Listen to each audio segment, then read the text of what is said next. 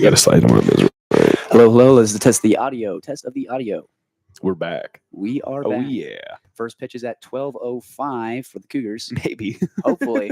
The rain is coming down pretty hard. We'll see. Unless it does get rained out. I mean, no one else is here in the ballpark Isn't so that the whole far. point of the turf field, though, so it doesn't rain out? I was going to say, that's part. Yeah, if you like. I remember it was almost 3 years ago to the day. It would have been. No, that was 2023. So 2 years ago. They had to cancel the family weekend games because of snow against UCLA. Yeah. They ended up playing one of them the same day anyway, and they just cleared off the field of the snow. So, yeah, if they can do that, then well, we had perfect weather for family weekend. We did. Because like you got 3 games past 3 days, then you're getting the 4th one today, and it's once all the parents left, now it's just starting to pour down rain. It's like our bodies know that the semester's coming to an end, so it's giving up. The weather knows the semester's coming to an end. It knows that the parents are leaving. So now that's happening. That's fun. Well, according to the forecast, it's supposed to stop raining by noon. And it should be cloudy the rest of the day until about 6 o'clock. There's a 30% chance of rain. I'll go over this in the broadcast, too. Air quality index is a 46. Oh, wait, no, that's the temperature. 21 is the air quality index. It's 46 degrees. Feels like 33 here in Pullman. It's definitely not a record-breaking attendance day that we had. They had it on Saturday. It was 2,400 fans showed up for that game against San Jose. It was the most they've had since 2015. So I mean, that was just a lot of fun, though. We got winds going from west to east, 14 miles an hour. Now, let's say that the wind's blowing this way. Does that give the pitcher's pitch 14 miles an hour more juice? I mean, dude, imagine it. I mean, it probably just gets a little bit more giddy up. Imagine you're a batter and you have to all of a sudden it just speeds up coming at you. It's like the temperature where it's like the temperature is 50, but it feels like 38. That's for them. It's like the pitch is coming in at 95, but it feels like 102. So I'll tell myself that he hit 105. All right, I think this is working. Now we got people watching. Let's.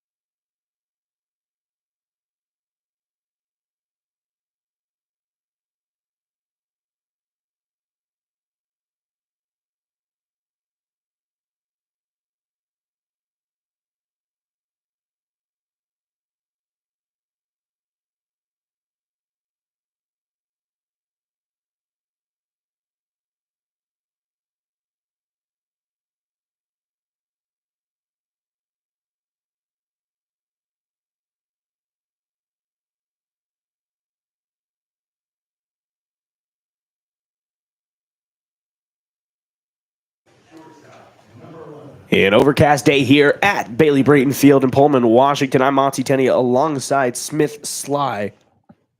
Is that right? Yes, that's Okay, correct. cool. Yes, it's Perfect. correct. I thought so. I second guessed myself at the last minute. It's confusing. You got a last name, a first name. Yeah, a lot of S's. alliteration. Exactly, that's what I'm saying. It's a beautiful day here, regardless of the overcast. We got some blue skies peeking out just over the horizon, 50 degrees. We got some winds coming in from left to right.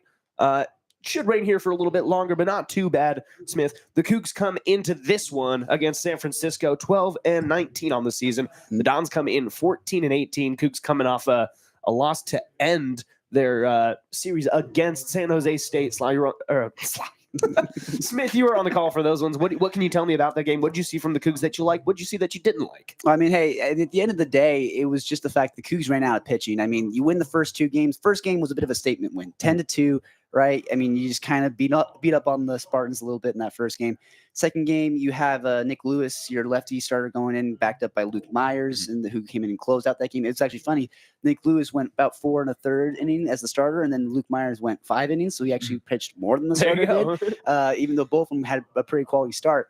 And in that third game, there was just no pitching left. They had to go with, I believe, Jake Tedesco started out that game for them. They had 6 different pitchers go. Rylan Hyder at one point got in. He only pitched about an inning. He did about 15, 16 pitches. Talking to Nathan, head coach Nathan Choate, he said the rationale behind that is they're going to hopefully have Hyder.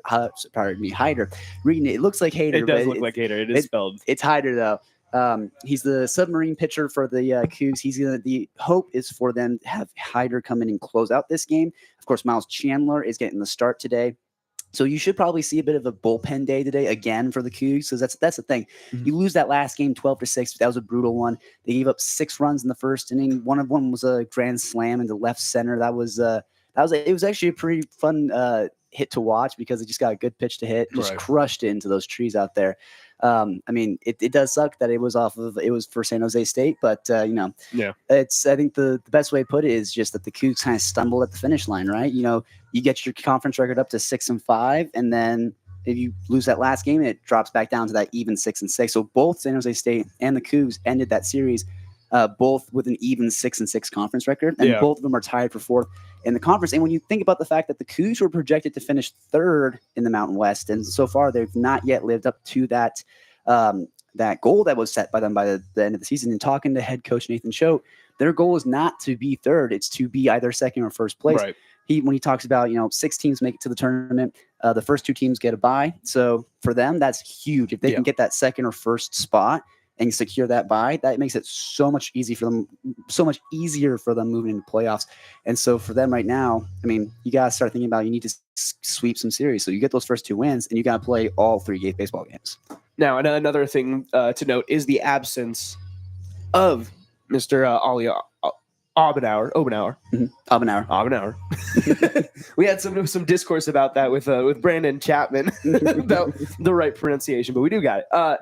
You said he was day to day? Yeah, he's day to day. I mean, hey, very first game of the series against San Jose State, he was 2 for 3 actually. He, on his second hit of the ball game, had a double down the left field line. He rounded first. I was there. I was watching the game. I saw him round first, and at first I thought he was just kind of coasting into second. Mm-hmm. And then of course I saw him reaching down. He was grabbing his left hamstring. So pulled a muscle there at some point. Talking to head coach Nathan Choate, he said yes, he's day to day. He did not start in the second game of the series or in the third game of the series. I mean, rightfully so. I mean, look, he's a true freshman, really young ball player. If the Cougs play their cards right, you can have him for all 4 years. Don't push him too hard in the first beginning part of his first college season. So, they pick up that win in the first game. They pick up that win in the second game. So you've already secured the series win. So they don't start him in that third game. Right. That's, a smart move by the Cougs. Because again, if you push him too hard early on the season, and this season is barely even halfway done. There's still so much baseball left. You don't want to push him so hard in his first year that he's broken for his next 3 years. You want him to have a healthy career.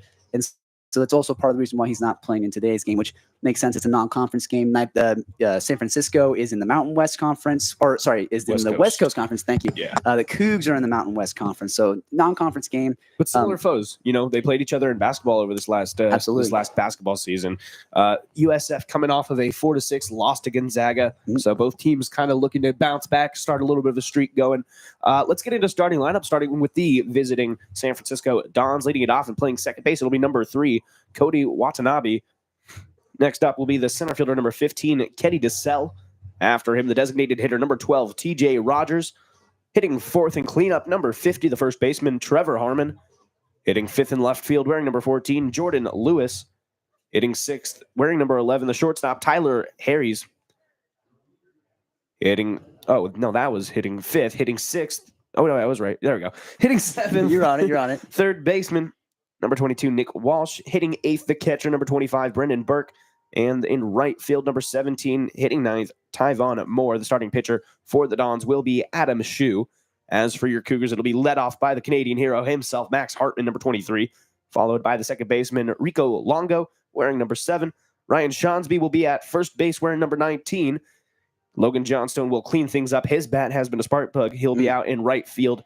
Hitting fifth in left field will be Jonah Schull, a late addition to this lineup. We did see Luke Thiel in the lineup. A last-minute change. So we'll see how that comes to affect the Cougs. Hitting sixth, the shortstop, Roy Gavin. Hitting seventh, the DH, number 27, Griffin Myers. Hitting eighth, the catcher, Noah Thien, wearing number 46. And rounding it out will be Kyler Northrop at third base. And the pitcher, as you mentioned, Chandler Miles. With that, they're going to the national anthem. We'll take a quick break. We'll be right back with first pitch. You're listening to a WSU Baseball on KUGR, the student voice of the Palouse.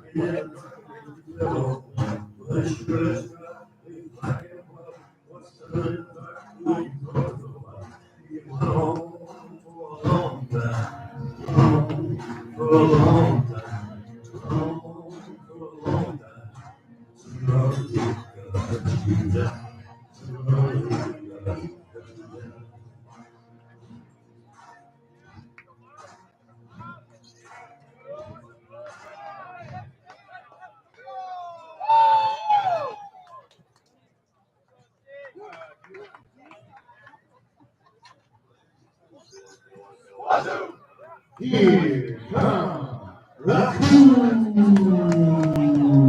Cougs. And now let's keep the distance. In the outfield of left to right. Show Arden Johnson. Running for their first North Roy Long Chauncey. On plate Simon. On now Chandler.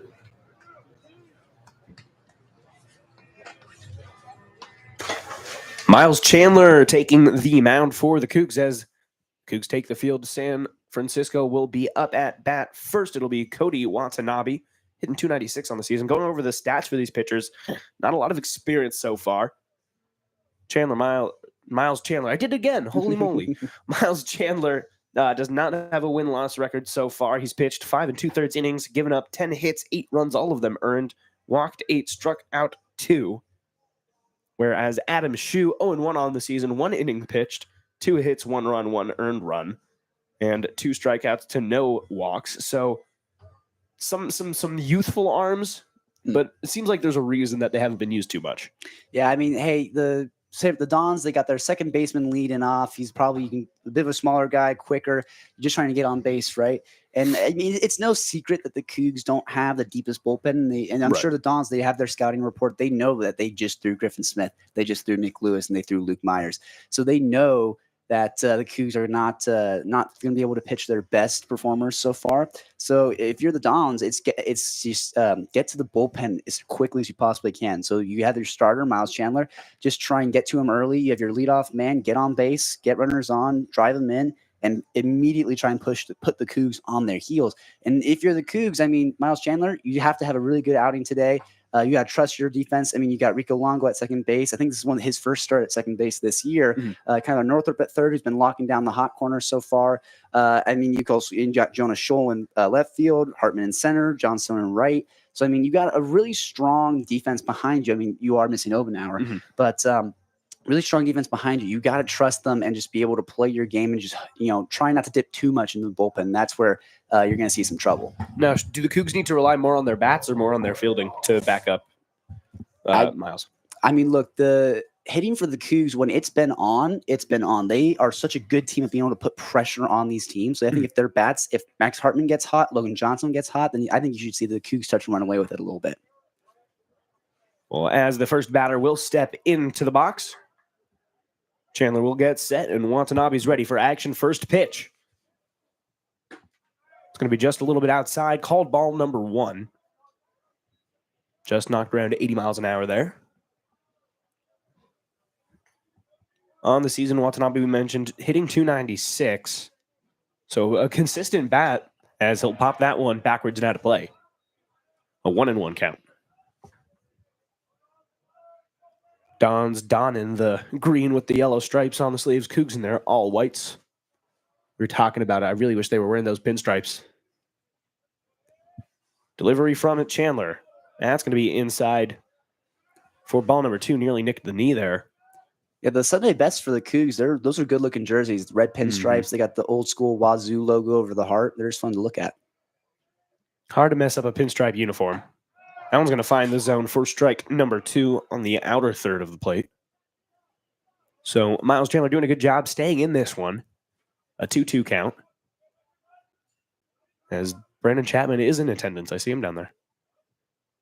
Next pitch, and that's going to catch him looking for the first strikeout of the day.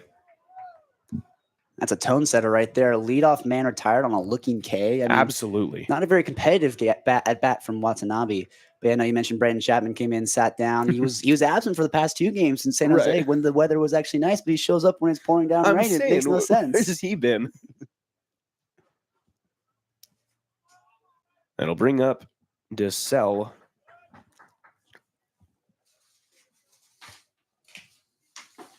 First pitch to the righty is going to be called strike number 1.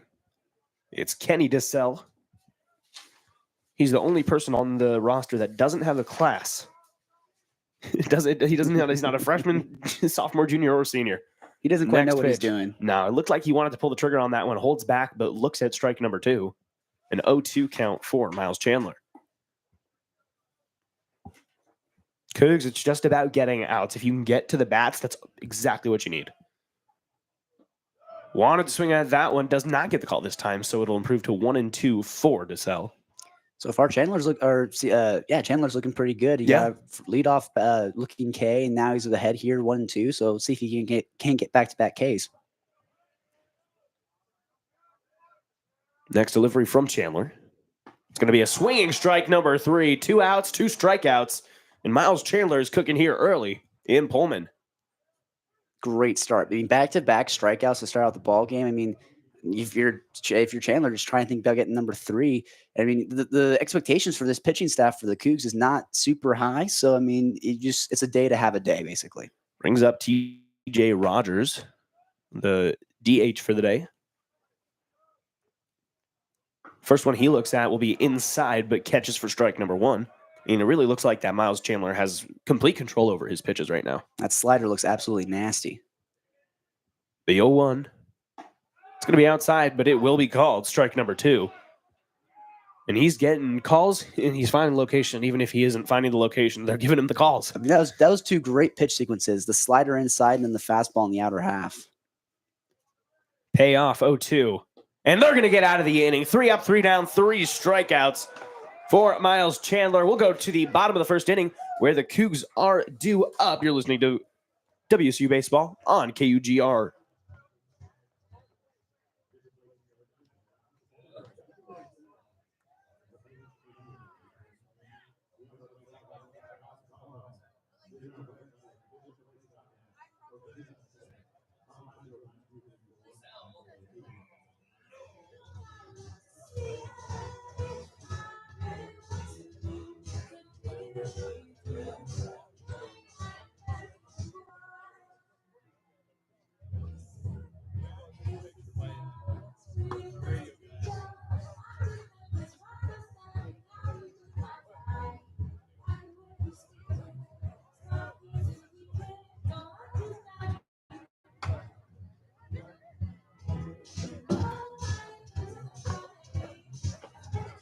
A Syracuse guy.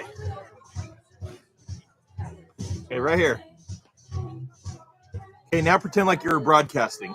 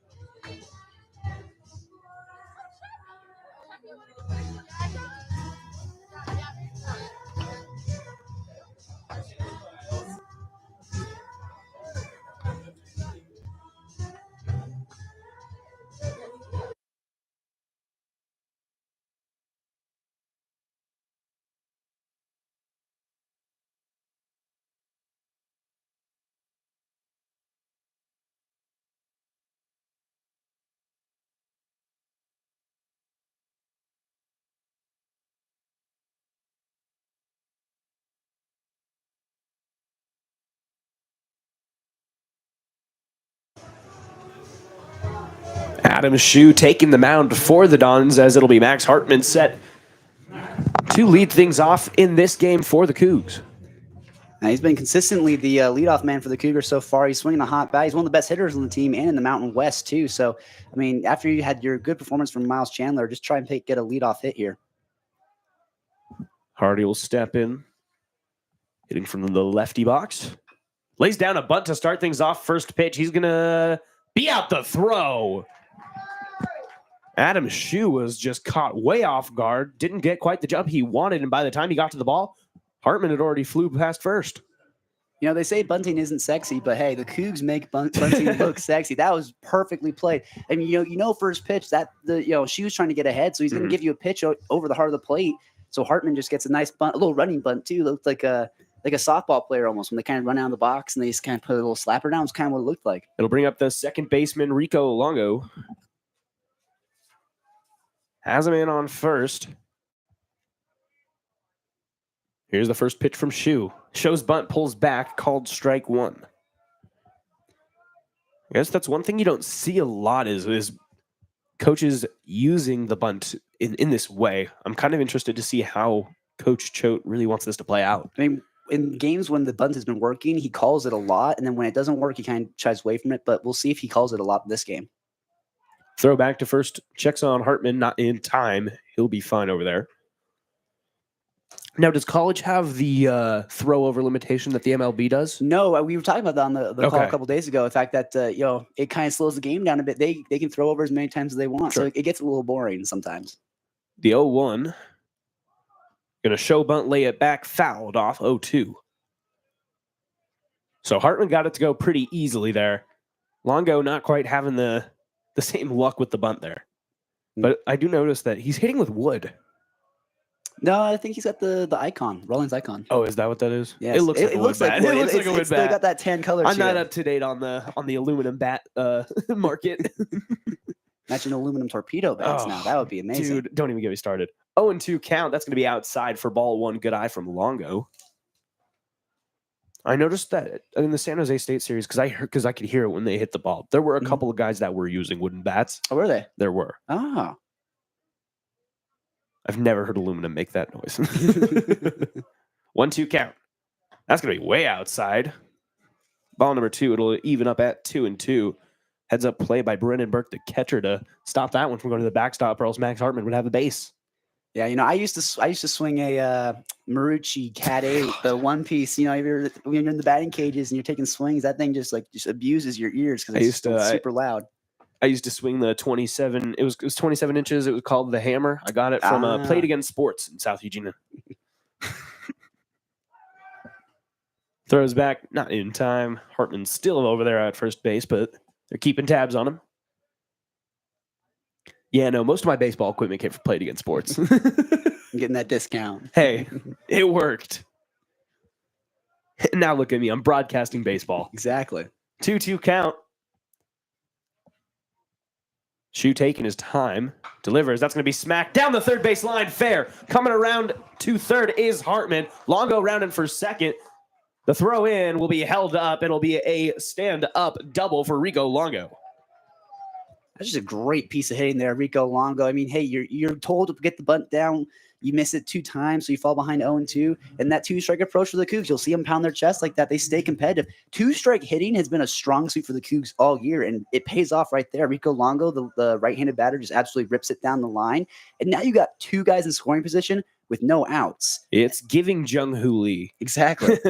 That'll bring up Ryan Shonsby for his first at-bat. He's going to check, swing, and foul off the first pitch he sees. That was an interesting last-minute decision to kind of poke the bat out a little bit. Yeah. It was weird-looking check swing. Just kind of had his bat hovering over the top of the plate. So finds himself down 0-1 early. Second pitch, that's going to miss outside for ball number 1. Shu just around that 75 to 80 mile range, it looks like. As he'll come set, delivery. That's going to be smacked up. It's going to be left field chasing after it into foul territory. He'll let it drop. See, that's what Robles should have done. That game against San Francisco, He just let it drop in foul territory. Sorry, not to bring up hard feelings, but well, no, you're absolutely right. I mean, that's just a smart play too by Lewis, the left fielder. I mean, that's a ball that if he catches it, Max Hartman's got speed. He tags up. He was already tagging. He could score on that. So it's smart. You know it's gonna be foul. Let it drop, and then maybe let him hit a ground ball into an out, and you can hold the runner there. That's just a smart play. We're gonna get emails from that. Dang it, my bad. Runners on first and second. 1-2 count, and that's gonna miss for ball number 1. That looked like a good pitch. It looks like the Dons they already don't have some goodwill with the umpire. No. Wonder if these are West Coast or Mountain West umps. 2-2 count. To Shonsby. That's going to catch outside, and Shu doesn't catch. He's going to target that outside corner. It'll bring the count full. He really likes that spot. He wants that call. Oh, it can be frustrating when you're a pitcher and you know that should be a strike. You're just not getting that call. Juiced count for the first time today. That's going to be swatted down the first baseline. It's going to bounce off the glove of the first baseman. And Shawnsby will not beat the throw, but Max Hartman will come home to score. So an RBI for Ryan Shawnsby. And Cougs take the 1-0 lead here in the bottom of the first. This is way to do a job by Ryan Shawnsby. I mean, you got 2 runners on, second and third. You had a ball that almost would have been a fly out down the left field line. So, you just try and get a pitch you can possibly hit. It kicked off the glove of the first baseman. Looked like it almost could have been an error, but he could have made it. Yeah. He's not the fastest. He is a first baseman. They're not supposed to be quick. You know what I mean? Now, with the man on third base, this is exactly who you want. The hot bat of Logan Johnstone. He's having himself a season so far. First pitch, inside, catches for strike number 1. Your shoe right now, you're just trying to play catch up. I mean, you gave up 2 back-to-back hits. You had runners in scoring position, no outs. I mean, right now, just try and get one batter at a time. Johnston, 34 hits on the season. He's hitting 324. That'll miss outside for ball number 1, a 1-1 count now. Struck out 20 times, walked 16. He does have 24 RBIs on the season, including 6 home runs. He has been that spark plug. 1-1 count. That'll miss outside, ball 2. He's the home run leader on the Cougs, and I was asking him the other day about the home run he had against San Jose, and his approach. He said that he's never trying to shoot it out, but it's usually just thinking about hitting line drives, and if it goes out, it goes out. I like that approach. It's a good way to think about it.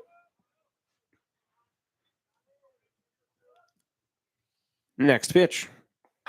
Swatted right field. It's careening foul, and it'll go over into the bullpen of the Dons. 2-2. Looked like it could have had the legs, too, if they just straightened out a little bit. Yeah, if he maybe had gotten a little bit more underneath it, it looks like it died out a little bit at the end as it faded out. So it keeps the count even.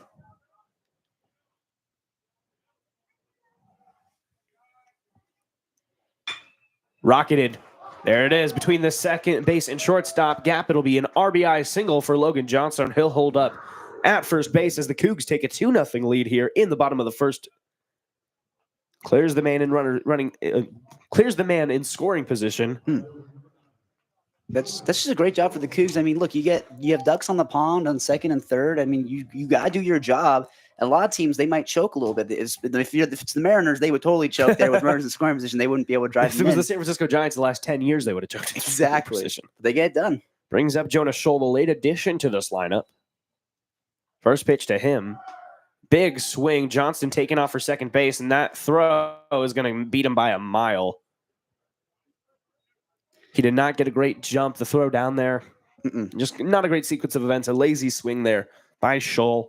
It was a hit and run situation. And I mean, you saw it. Look, Johnstone started his slide way too early. Yeah. He was trying to play the slick kind of grass, but it just didn't quite work. And you saw him kind of trying to swim into the base. He was nowhere even close to it. He almost dodged the tag, but not able to.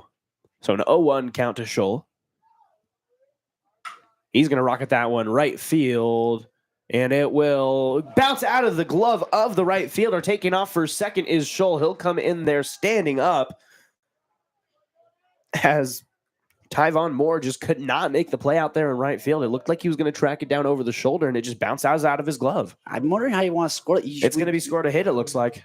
There, that's an I mean, I agree with that. I mean, it should have been a little bit of a routine play. That's why we say first step back. I agree. He started to come up in a little bit, realized it was going to get over his head, and tips off the end of his glove. That's the one that, as an outfielder, you kind of that's what you see in your nightmares, and so it's happening right now. So 2 outs on the board. Runner on second base brings up Gavin Roy.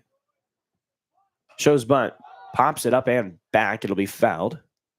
Now, he also had a pretty solid, at least the game that I was at on Saturday, he had a solid game in that extra innings win.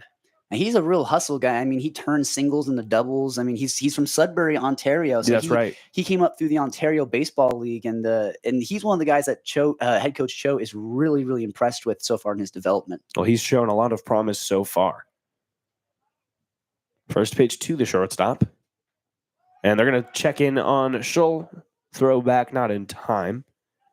You could see Shu did a little double take there. I think Scholl's a little more off the bag than he expected him to be. Oh. There's the spaghetti move, too, from Shu, where he kind of lifts up and then crosses over his body. Yeah. Roy hitting 279 on the season. 296 with 2 outs. That's going to be a chopper to third. It'll be fielded. The throw over. That'll be in time. We'll go to the top of the second inning, but not before the Cougs were able to get 2 runs across. 2-0 is your score. You're listening to KUGR, the student voice of the Palouse.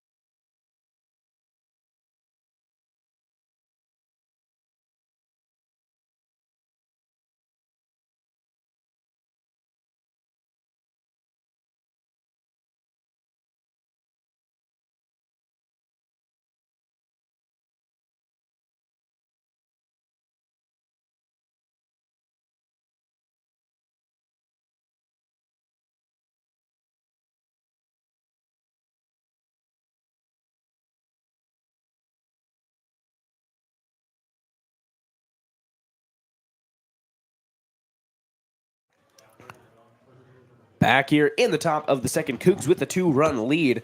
Early in this one, it'll bring up Trevor Harmon, the first baseman. Helped put out the last out. We'll start off this one. First pitch, swung at down the third base line. It'll be fielded and thrown. An absolute laser one hop in the dirt.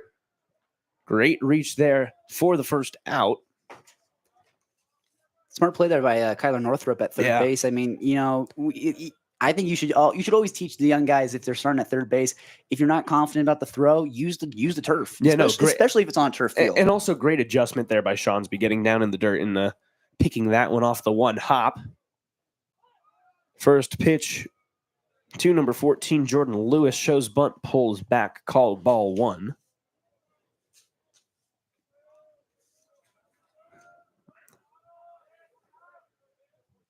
One 0 count. It's going to be high in the zone, called ball 2. Now, so far, Miles Chandler having a great outing. Very efficient. 4 up, 4 down, 3 strikeouts. Would love to see him continue the domination and behind in a 2-0 count here. He's going to get a foul tip there as a strike to the column. You like to see efficiency, especially from these Cougar pitchers. I mean, because like we said, they don't have the deepest of bullpens. So if you're a starter, you can get out of innings quick. That's all Nathan Cho can ask for. Stepping back in. Here's the delivery. It's going to be inside, and he won't get the call. Ball 3. As Miles Chandler falls behind 3-1 for the first time today. If you're Jordan Lewis looking for a cookie here, 3-1 hitters count. It's going to be something over the plate. Here comes the delivery, and it's going to be swatted to shortstop, grounded by Roy. Throw over to first base. In time, a great stretch by Ryan Seansby.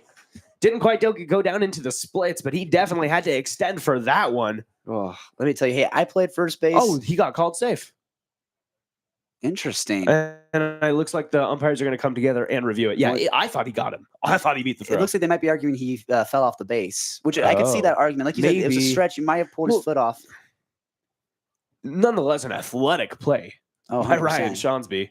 Yeah. Well, I mean, hey, I played first base, and those kind of throws where it's kind of dragging you down the line towards the runner, you don't know if you're going to have to collide with him or not. Your heart gets pumping a little bit. You're a little scared, but you just got to try and make that play. Well, it looks like he propped himself on the bag because he was angled in a little bit. It wasn't directly on the line.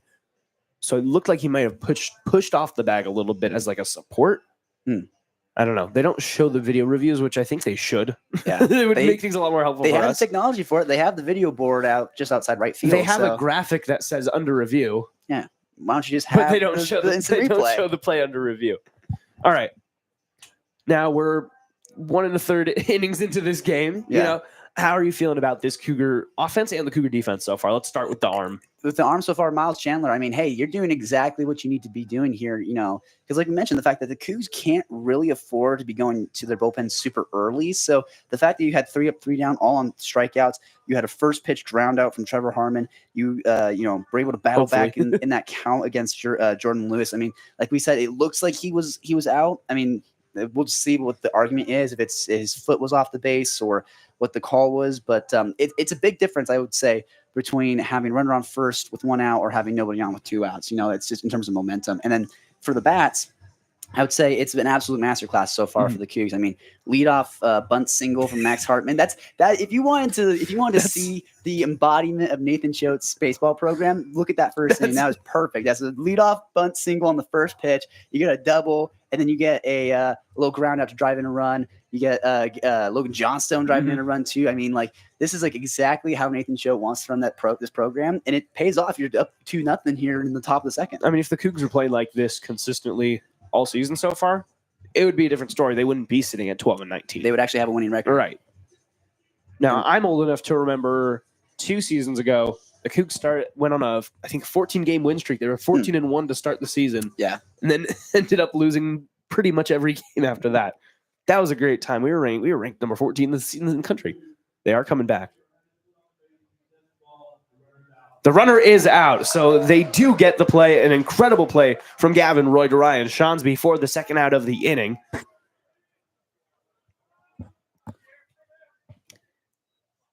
That's why it's so important that you have Nathan Choate advocating for the team, or any head coach really. Absolutely. When you get when you get sold like that on a call, it's if you have a head coach like who's willing to go out and kind of argue for you, you know, a Lou Piniella type head coach who goes out and gets in their face a little bit. He didn't have to quite do that, but you know, you want someone who's advocating for you, fighting for you. Brings up Tyler Harries. First pitch to him, he'll watch for strike number 1. Harry's out of Federal Way, Washington, so a local guy to the Seattle area. Finding his way back to Washington. Finds himself down 0-1 early in this one. As the sun comes out, that will not find the zone as it curved way too out. Brings the count even at 1-1.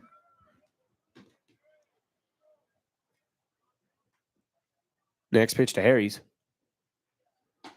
And that one will find the zone. So missed a little bit on that moving pitch the first time. Comes back with this one, finds the zone. It's more like a curve too, 76 miles per hour. Yeah, that just had the one before it was 75. Yeah, it just has a lot of bend on it. 1-2 count. And that's going to catch him. Strike number 3, the 4th strikeout of the day for Miles Chandler. And that'll send us to the bottom of the second. No hits, no runs, no errors for anybody. And we'll go to the bottom of the second. You're listening to not Pullman High School, WSU Baseball on KUGR Radio, the student voice of the Palouse.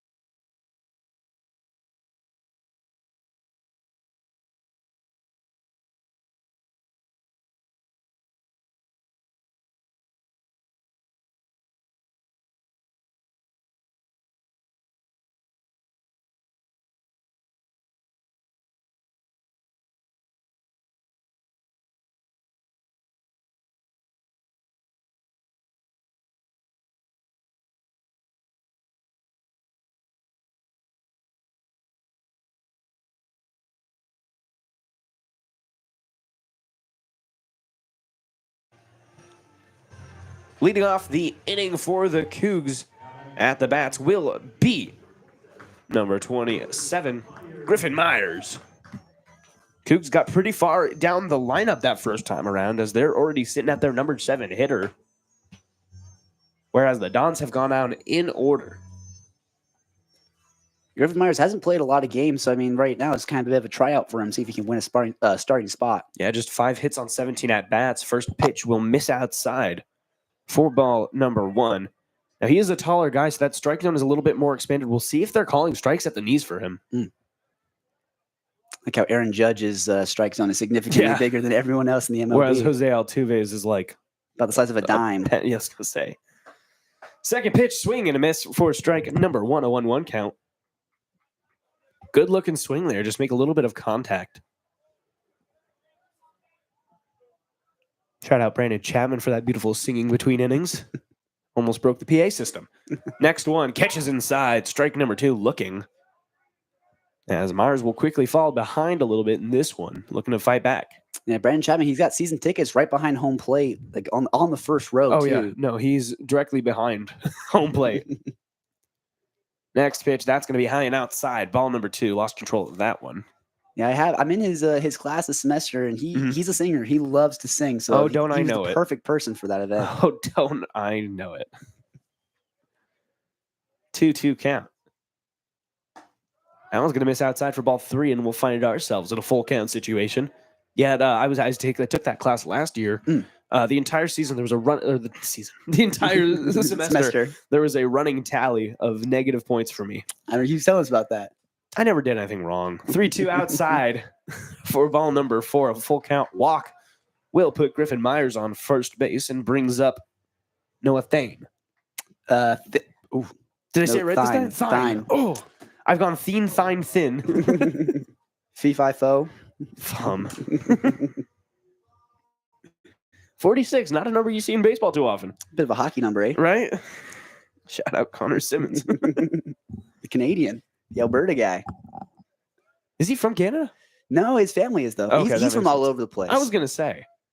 Shows bunt, lays it down the first base line. It's staying true, and they will let it roll foul at the last minute. It looked like it was going to stay fair. That was a pretty good looking punt there. Oh yeah, first baseman Harmon was crashing in on it. It was, like you said, it looked really good. Like it was kind of tiptoeing the line there, but it just gets a little bit of spin, just kind of carries it over. If he had gotten that down and they were going to let it roll, it was one of those. Yeah, they were letting it roll. So if they had just kept going, he would have been there fine. Could have been a bunt single easily, and that would have put Myers on at least second base. Instead, it's an 0-1 count.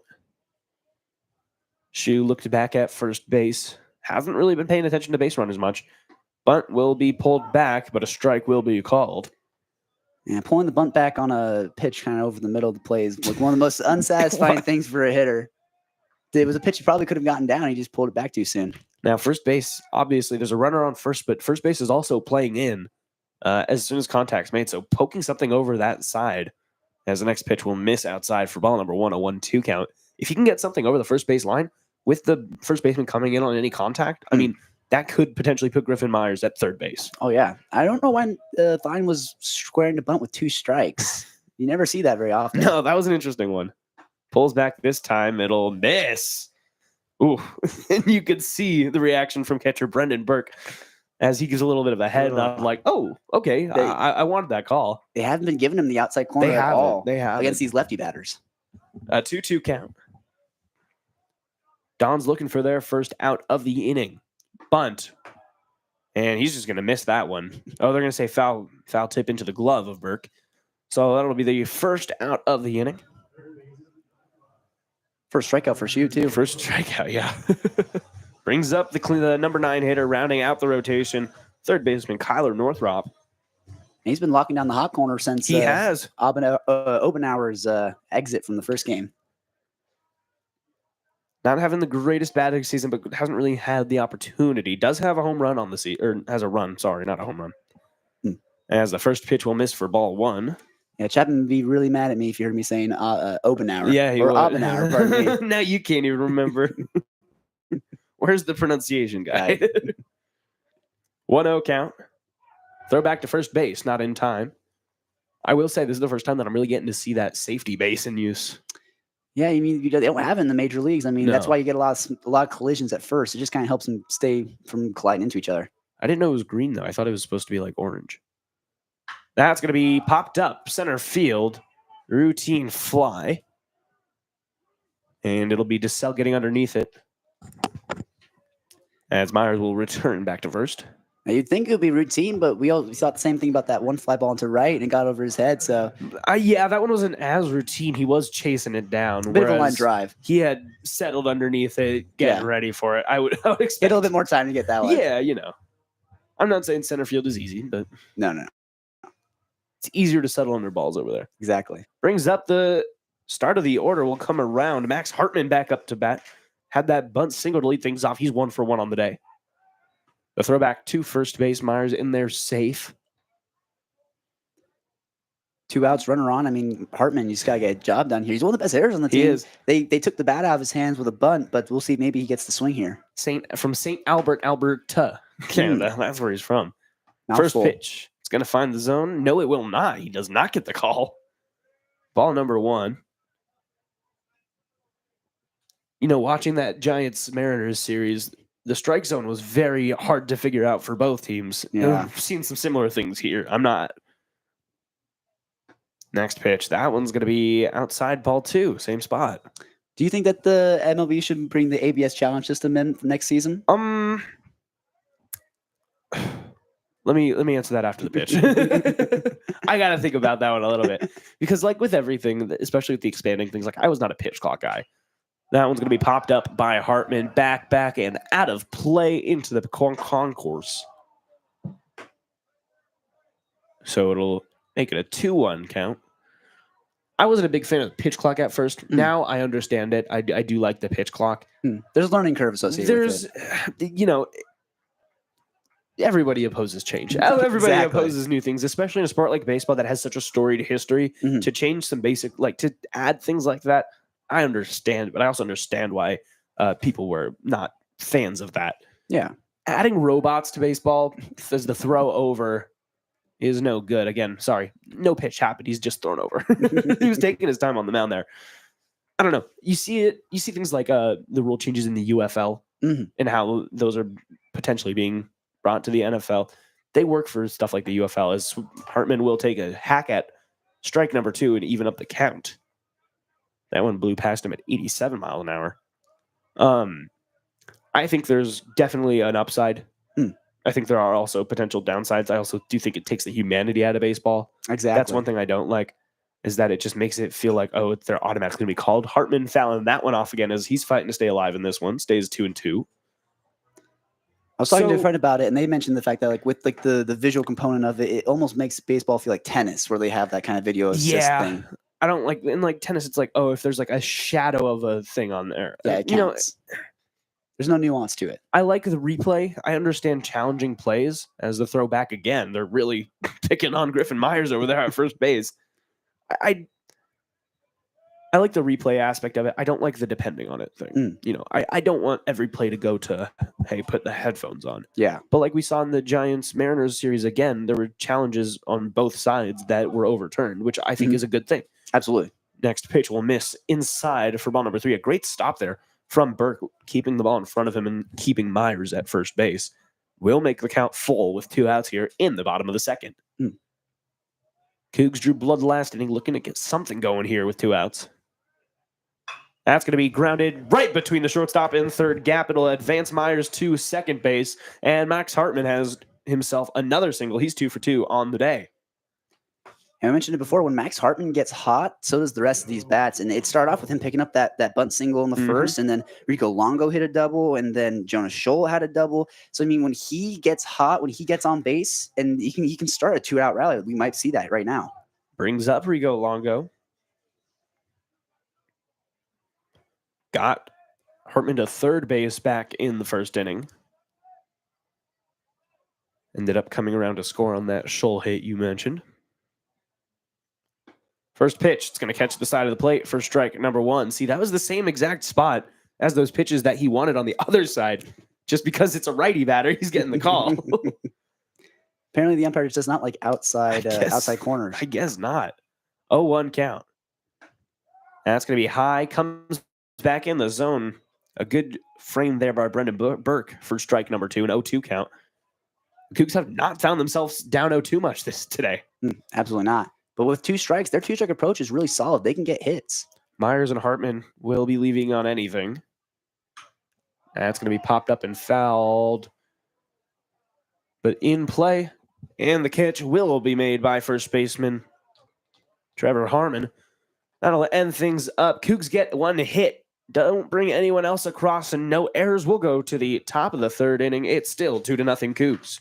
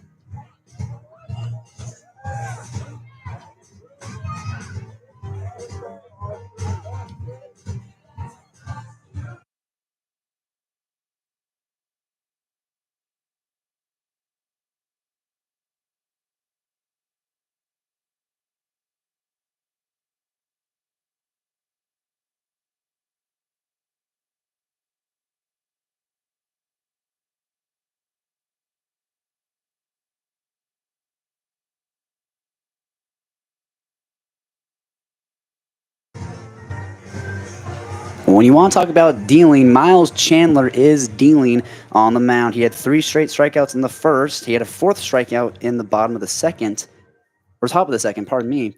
But we are in the top of the 3rd. And for the Duns, will dig himself into the lefty's batter's box. See if he can get something going here for the Dons. Chandler picked by Noah Thine for ball 1. And he really hasn't been missing his location much today, so that's a unusual skip ball. He's been hitting his spots. He's been dotting up the outside corner. The slider's been on. Here's the 1-0.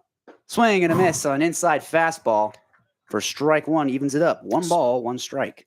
On that, but a beautiful swing there by Walsh. If he makes contact, that could be trouble for the Cougs. Came in about 86 miles per hour, so not quite a flamethrower, but it'll get the job done. Here's the 1-1 from Chandler. High and outside for ball 2. That pitch got away from him a little bit. Especially with how wet it is out here, I wouldn't be surprised if a couple of the pitches kind of slip out of their fingers a little bit. It did stop raining and the blue skies are emerging out here. 2-1 pitch is fouled off, chopped down the first base side, and it evens up again, 2-2. And this is one thing, Chandler, he's either gotten ahead in the count or he's been playing catch-up a little bit, and this is one of the at-bats he's playing catch-up. Finds himself even in this one, though. Let's see if Nick Walsh can't get something going for the Dons. Here's the 2-2, the windup, the pitch. Swung on, outside fastball, fouled just off the Cougar dugout. Count remains 2 balls, 2 strikes with no outs, and the Cougars leading 2-0 here on the top of the 3rd. Yeah, it's been a little quiet since that bottom of the 1st. San Francisco really hasn't been able to get anything going with their bats. In last inning, the Cougs had a base runner, but they left them stranded at first. The 2-2 just skips off the top of the plate for ball 3. Good take by Walsh, and it fills it up. 3 balls and 2 strikes, and Walsh with an opportunity here to start it off strong for the Dons. Here's the full count. Here it is.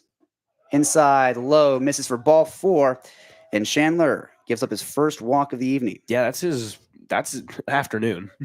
Afternoon, Let's yeah. not say it's 12:45 p.m. It's like I said, yeah, tonight he's doing great.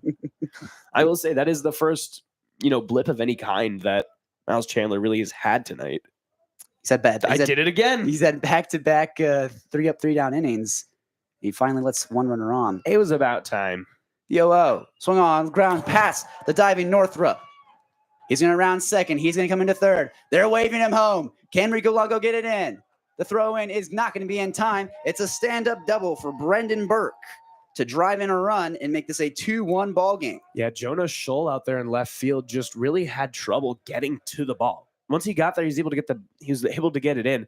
But it took him a long time. I think he was waiting to see whether that would be foul or fair. As it was just careened down that foul line. You're right. It is Jonas Scholl out in left field. They changed it up on us last minute. did. It was supposed to be Rico Longo on left, but now Jonas Scholl's getting the start out there. Rico Longo is at second base. So now in digs Tyvin Moore, pardon me.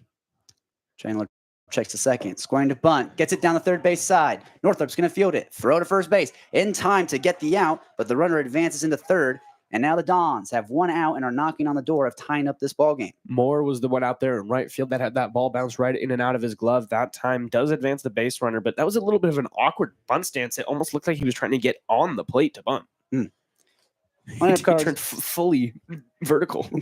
Lineup card's going to flip over, and it's going to be the leadoff man, Cody Watanabe, facing off against Chandler for the second time tonight with a runner on third. Here's the 0-0. Breaking ball in the dirt for ball one. Now, Watanabe was the first strikeout victim of Miles Chandler today. He did freeze him a couple of times, so Watanabe was not swinging the bat. We'll see if he changes his approach with a runner on third.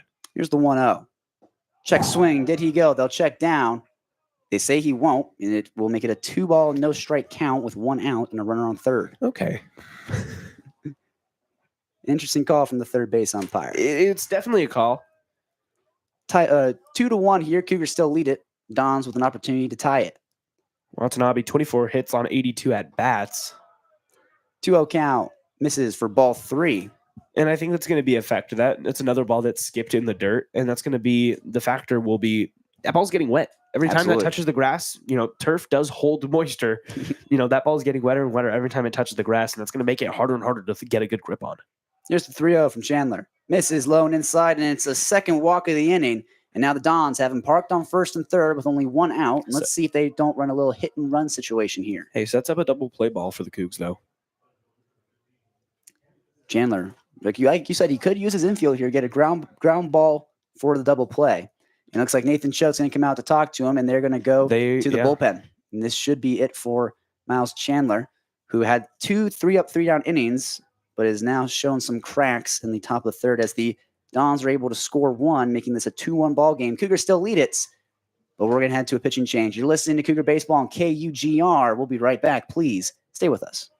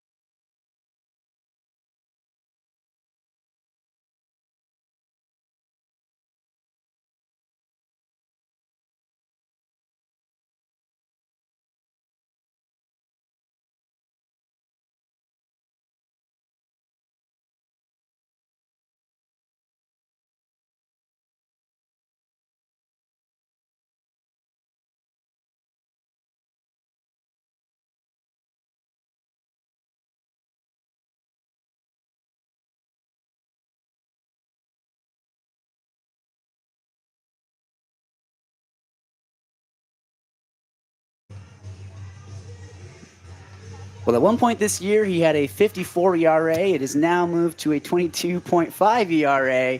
But nonetheless, Ingmar Utsezen, the Netherlands native, is going to take the mound for the Cougs in relief after Miles Chandler went 2 1/3, and he'll be facing off against a 2-hole hitter, Kenny DeSalle. Miles Chandler's night ends after 1 hit given up, 2 walks, 1 run across, and 4 strikeouts, though. So there was a silver lining to that outing for Miles Chandler. First pitch from Utsezen. From the stretch, lifts, delivers, low and in the dirt, blocked by Noah Thine for ball 1. And now Dons knocking on the door of tying this one. First and third, 1 out here in the top of the third. Cougars still lead it 2-1. Hutchison comes set, lifts, runner takes off. The pitch is lifted high, just out in foul territory. Shawnsby, the first baseman, he's going to drift into fair territory. Make the catch. The runners retreat, and it's out number 2. That was popped up for so long that it gave Cody Watanabe the chance to run from first to second, wait, run back. Usually those are the ones that you get a double play out of it because they're halfway down the line. It's going to bring up 3-hole hitter TJ Rogers, who's DHing tonight. Hutchison.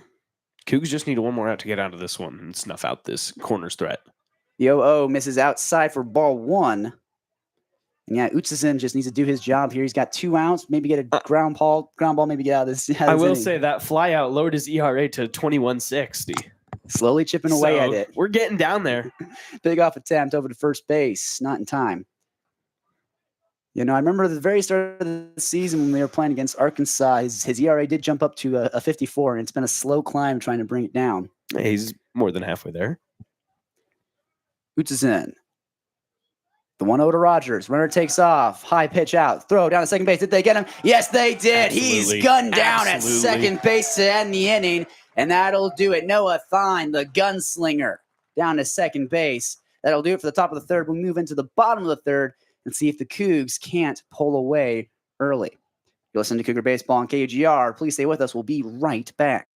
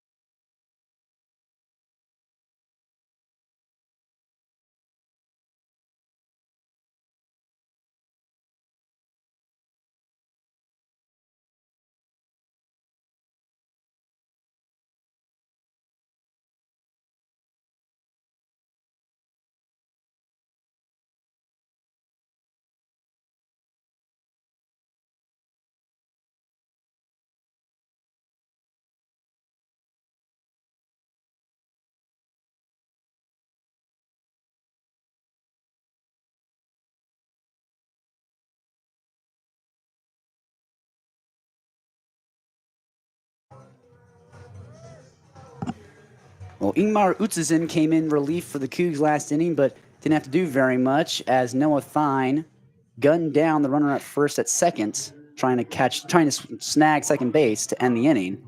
Now the Cougs are going to have an opportunity to extend their lead 2-1. It's going to bring up the 3-hole hitter Ryan Shawnsby leading it off here in the bottom of the third. Yeah, Shawnsby did ground out, but was able to bring a run home. First pitch in there for strike 1. Shawnsby watches it go past. Is the relief pitcher on the mound for the Dons. He came in last inning. We missed him. Colby Kalia, right-hander. Yeah, he enters this one with a 5.6 ERA. Next pitch misses outside for ball 1. Evens it up. 1 ball, 1 strike. Still no outs, and the Cougs still leading 2-1. Thrown 17 and 2/3 innings, given up 17 hits, 12 runs, 11 of them earned, 8 walks to 16 strikeouts.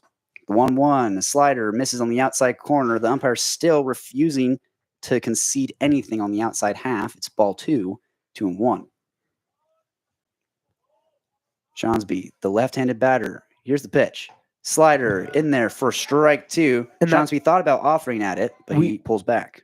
Correct me if I'm wrong, but we saw him do the same thing the last time he was around. He had that kind of Check swing. half check. not the most competitive swing when you really get down to it. The 2-2 from Kalia. Here it is. Swung on and lifted into left field. Lewis, the left fielder, gets a beat on it. Makes the catch for out number 1. And Shawnsby is retired with an F7. I mean, starting the game with 2 runs, you've given up 1, you still have the lead. I'm not mad at flyouts. We're making contact, and that's what you need, especially when you got a guy like Logan Johnstone coming up. The past 2 innings, the leadoff batters for the Cougs got on, so that breaks that cycle with Shonsby flying out. And yeah, you got Logan Johnstone coming up. He won Mountain West Player of the Week a couple weeks ago. He's the home run leader for the Cougs. Yeah, he's hitting 330, has 35 hits on 106 at-bats, so he's already in that triple digits for appearances. First pitch of Johnstone over the heart of the plate for strike 1, took all the way. I will say he has struck out 20 times to walking 16, so he does have the tendency to swing. Bit of a boomer bust guy.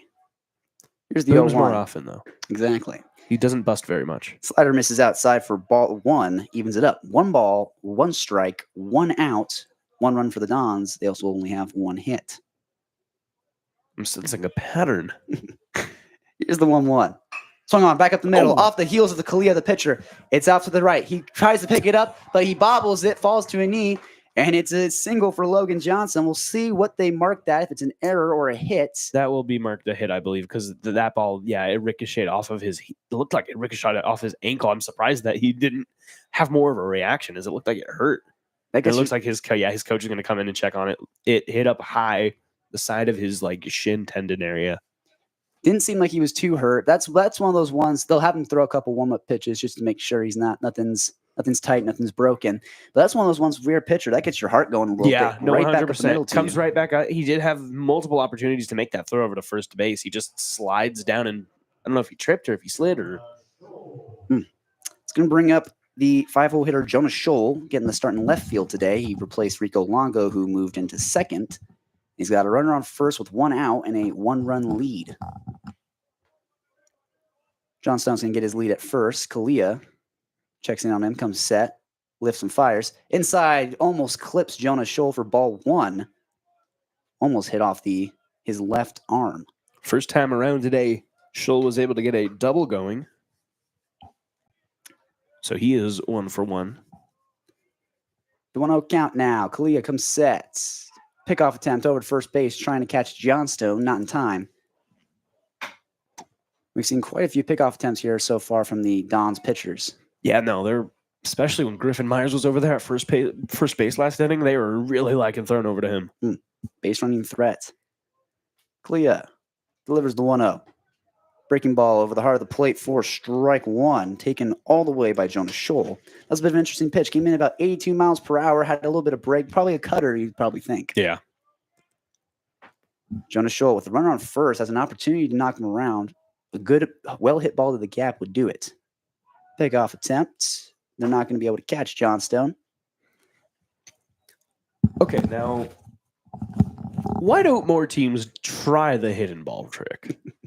I get that it's an immature play, but there's so many opportunities where I'm they wouldn't guess that. The 1-1 pitch catches the outside corner. That's the first outside half strike we've seen all day. That was interesting that they finally called it. Now the strike zone gets a little bit bigger every 2 innings. The hidden ball trick, that's one of those, fool me once, shame on you, fool me twice, So I think they don't do it enough because they know it's going to come. Here's the 1-2. That's swung on, and it's lined into right field. Johnstone, he's going to round second. No, he's going to put on the brakes at second. Fantastic heads-up base running by Logan Johnstone there, jumping up to get out of the way of the ball to avoid the runner interference. That was a beautiful, beautiful heads-up play. That's back-to-back singles. Johnstone had a single, and now Jonah Scholl. And like you mentioned, heads-up base running, be able to get out of the way. We saw that in yesterday's game. I believe it was Ryan Shonsby was at first. Ground ball over, kicked off his heel. They called him out, which was a rough one. It's one of those ones where you're Right. trained to get out of the way of the ball. Yeah. It's going to bring up Gavin Roy, the Sudbury kid. Starting shortstop. He's got a runner in scoring position. Here's the 0-0. Fastball misses outside at 88 miles per hour for ball 1. Grounded out to third base his last time up. Ended the second inning. Kalia gets his sign. Comes set. Checks over to second. Lifts and delivers. Runners take off. Swung on by Gavin Roy. Throw to third base. And they're not going to be able to make the tag on him.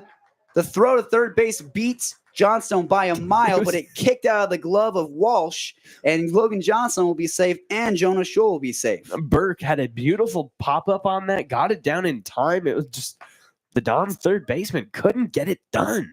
Not the best jump by Logan Johnstone. Couldn't get it done. Sorry.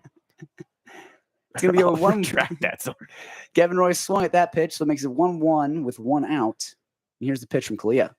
Breaking ball high for ball 2. if he lowers that one down just a little bit, the way that it came back in, it hung over the plate a bit. If it had been more to the left side of the plate, would have been a good pitch for Roy to hit.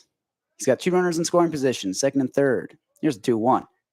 Swung on, in line, into right field. That'll get it done. 1 run will score. They'll throw on the stop sign for Jonas Scholl, but it's a single RBI for Gavin Roy to make this a 3-1 ball game. Cougs leading it. beautiful piece of hitting. Great base running again. You know, you saw the base runner just wait until they were sure that that ball was getting over the head. Don't want to get caught up in an accidental double play. Especially if you're Logan Johnson at third, you only have to move up 90 feet. So like you're saying, read it, make sure you don't get caught in a little, line out and then throw a third base. I will say I've been on the receiving end of that a couple times. It's not very fun. It's very, very embarrassing. And it would have ended the inning too if it was a double play. Coach Choate coming over and talking to Myers about the game plan they want to approach with Colby Kalia. He's a left-handed batter going up against the right-handed pitching Kalia. It's a good matchup here. If he gets a good pitch to hit, he could drive in the runner on third. But let's see if the Cougs don't run a little hit and run action here. Runners on first and third. Yeah, remember you can tag up and score on a fly ball. And I forgot about that back on Saturday. It was a walk-off too, which was what was even worse about it.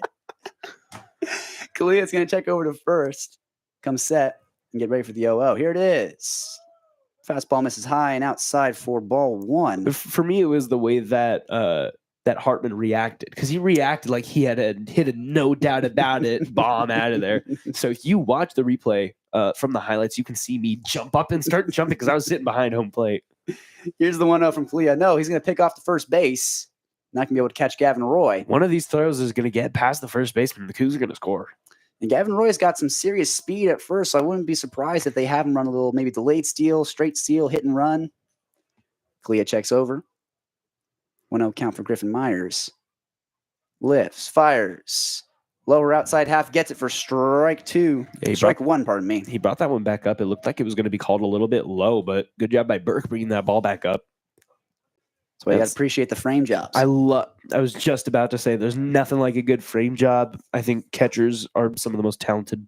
Anyway. Ground ball over to first base. Play is made by Harmon. He gets the tag at first. Throw to home in time. Yes, sir. Double play from Harmon, the first baseman, to end the inning. The Cougs do tally 1, but they get gunned down at home plate. Makes it 3-1. Cougs lead it, and we will head into the top of the 4th. You're listening to Cougar Baseball live on KUGR here.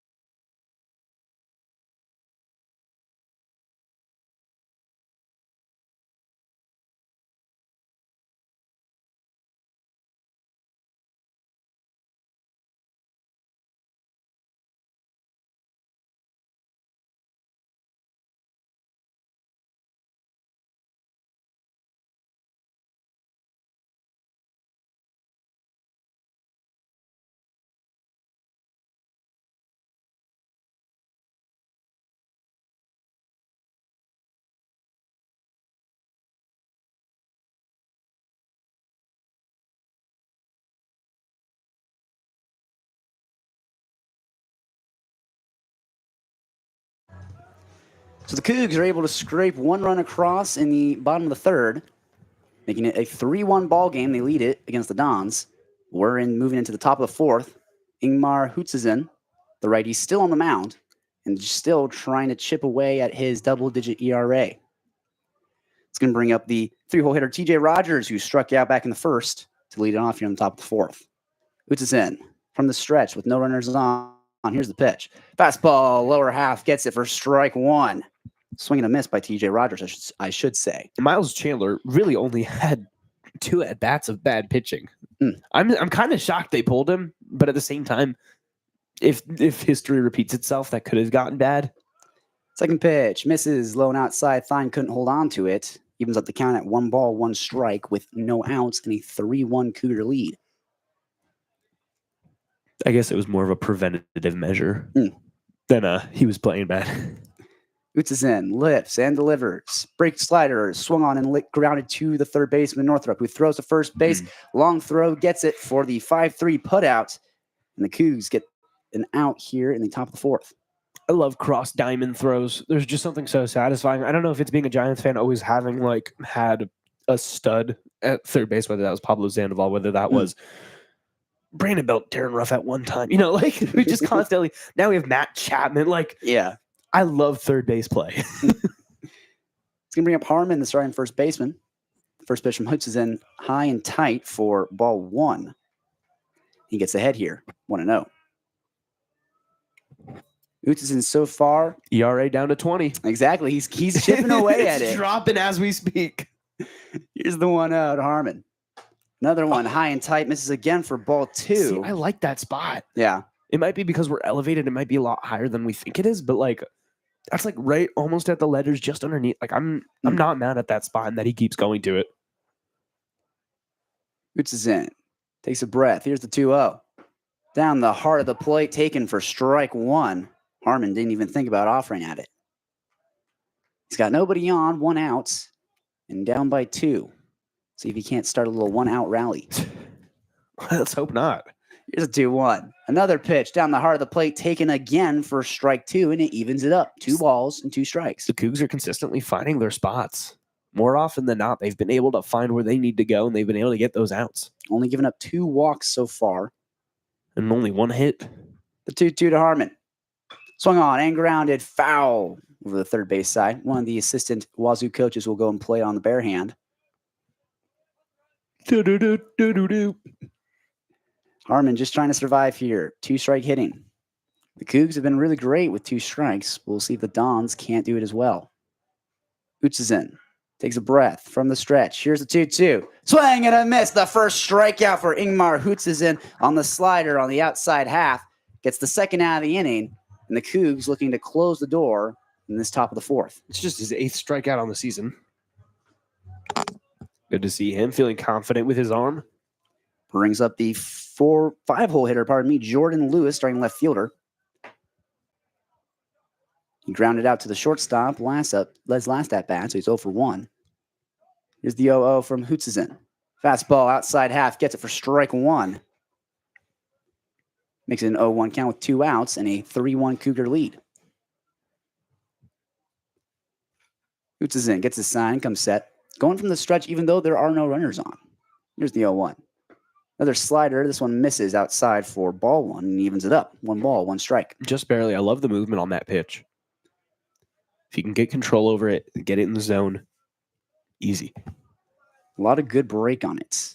The 1-1 to Lewis. Ingmar delivers. Check swing. Did he go? The home plate umpire takes over the call and says he does. Strike 2. Absolutely. Kind of a no doubter that one. That's one of the ones where he moved his body with his bat to make it look like he was holding back, but he that absolutely broke the plane. Can Hootsisen get strikeout number 2? Comes set. Here's the 1-2. Fastball high. They'll check down on the check swing. He did not go. Back to your question about replay. As a Giants fan, especially replaying check swings. We might have a World Series. We could potentially have a World Series if. Here's the 2-2 to Lewis. Low and in the dirt for ball 3. Fills it up. 3 balls, 2 strikes, 2 outs, and a 2-run Cougar lead. Not a big fan of Gabe Morales. Yes, I know the name of the umpire. I absolutely know the name of the umpire. Lamont Wade Jr. did not swing. Boots is in. Comes set. I'm dying. For the 3-2. Here it is. High and tight chin music for ball 4. Almost clipped him on the chin guard. And he'll move up into first base.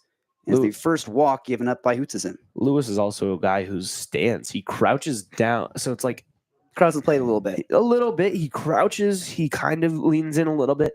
But he in a squat, he's pretty low to the ground compared to some other stuff that I see. Kind of spun him around on that one. He really had to get out of the way of it. The last thing you want to do is get hit on ball 4. It's the worst feeling in the world. Brings up Tyler Harris. Shortstop. The runner on first base. Pickoff attempt over. Trying to catch Lewis. They won't. Let the ball back to Utsuzen. Cougars lead at 3-1 here in the top of the fourth with Tyler Harris trying to close the gap. Just one out would send us to the top of the fourth. Bottom of the fourth. Utsuzen from the stretch. Lifts and delivers. Fastball outside half. He gets it for strike one. And now, like you mentioned, the strike zone's starting to widen out a little bit. Just a little. Not to keep going back to the Mariners-Giants series, but it's the same thing. You know, as the game went on, it got bigger and bigger and bigger. They really weren't calling a lot of stuff in the top of the zone, but the bottom part of the zone, it was like a beanbag chair. Runner's going to take off. Swung on, ground ball up the middle. The short second baseman, Rico Longo, dives, makes a play, throw to first base, in time. Yes, sir! Rico Longo in his first start at second base, lays out, makes the play to end the inning. We'll move into the bottom of the fourth. Rico Longo, what a play. You're listening to Cougar Baseball live on KUGR. We will be right back for the bottom of the fourth.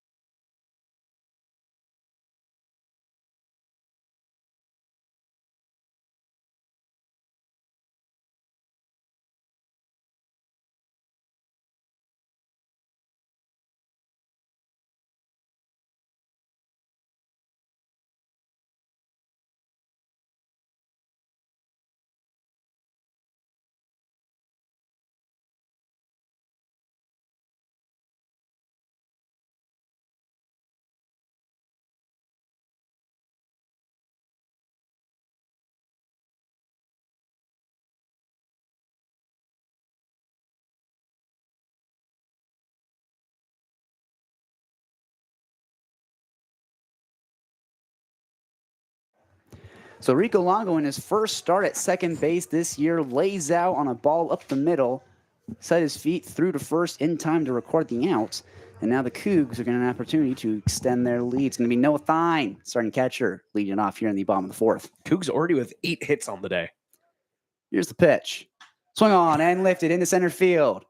DeSalle drifting over. He'll call off the left I thought fielder. they were going to run into each other. It's a stressful one. That's why communication is so key. He makes the catch, and it's a F8 to retire Noah Thine. Should also note that there's a new pitcher on the mound for the Dons. Is number 28, Dylan Brown, right-hander. Brown comes into this one with a 9.69 ERA. He's an 0-2 record, 13 innings pitched, 13 hits given up, 13 runs, 14 of them earned, and a 12-10 walk-to-strikeout ratio. Has given up 2 home runs on the season as well. It's going to bring up Kyler Northrup, who flew out to center field in his last at-bat. The 0-0, fastball center cut for strike one, falls behind. Umpire really starting to favor that bottom part of the zone. He's really not calling a lot of things up at all. Home plate umpire Tyler Wall for tonight's matchup. Here's the 0-1 Northrop. Check swing. Did he go? They'll check down. They say he didn't. And he evens up the count 1-1. Interesting call from the first base umpire. Looked like he went around. Cougs as a team hitting 500 on the day, which is really good to see. Just one walk and one strikeout with 2 extra base hits. 1-1 with 1 out. Here's the pitch. Swing to bunt. Pulls it back. That pitch in the dirt. Kicks off the chest plate of Burke. And it makes it a 2-1 count. If you could take one rule from, do you know the rules of banana ball? Oh, absolutely. Yes, Okay, absolutely. cool. If you could take one rule from banana ball and apply it to MLB/college, which one would it be? You can tell me after the pitch, but Yeah. I do want to pose that question. Here's the 2-1 from Brown. Top rung fastball for strike 2, evens it up 2 and 2. I mean, hey, there are a lot of banana ball rules that I think would be so fun to see in college or the major leagues. But I feel like the fans catching the foul ball and making it out is super, super interesting. Here's the 2-2. Swing and a miss. It's a drop third strike. Northrop will run down the first, but Burke will throw to first in plenty of time to record the out. And it's the first strikeout for Dylan Brown. He missed the throw to second base on the throw around. Great job. You made the play. Now the ball's in left field. Again, I played first base, so that was one of my biggest fears. When like you make a play like that, and then they're like, "Oh, throw it around," and you're like, I played sail catcher and second base, so I was just afraid of dropping the ball. I will say, I like the stealing first base that you can steal first. I think that's because they have to throw it around to all the people in No, not even that. Oh, That's they can on a just walk. Yes. Here's the 0 to Max Hartman. Tried to do another running Tipped bunt, it a little bit, yeah. but just misses for ball one. They say he doesn't tip it. It looked like he tipped it off a little bit. I guess it just hit the catcher's mitt. But yeah, no. So at any time you can take off and try and steal first base. Yes. I do also love the pass that every defensive player has to touch the ball, and you can run as fast as you can. So you could get an inside the park homer. At that Oh, point. absolutely. You just have to be really, really fast. The 1-0 pitch, chopped over to first base. He'll run over to first. Will they get it in time? Yes, to retire That Max was Hartman. close. It's a 3-3 put out unassisted by Harmon, the first baseman, to end the inning. And that'll take us into the top of the 5th as the Cougs look to hopefully shut the door on the Dons. You're listening to Wazoo Baseball here live on YouTube for KUGR. We'll be right back.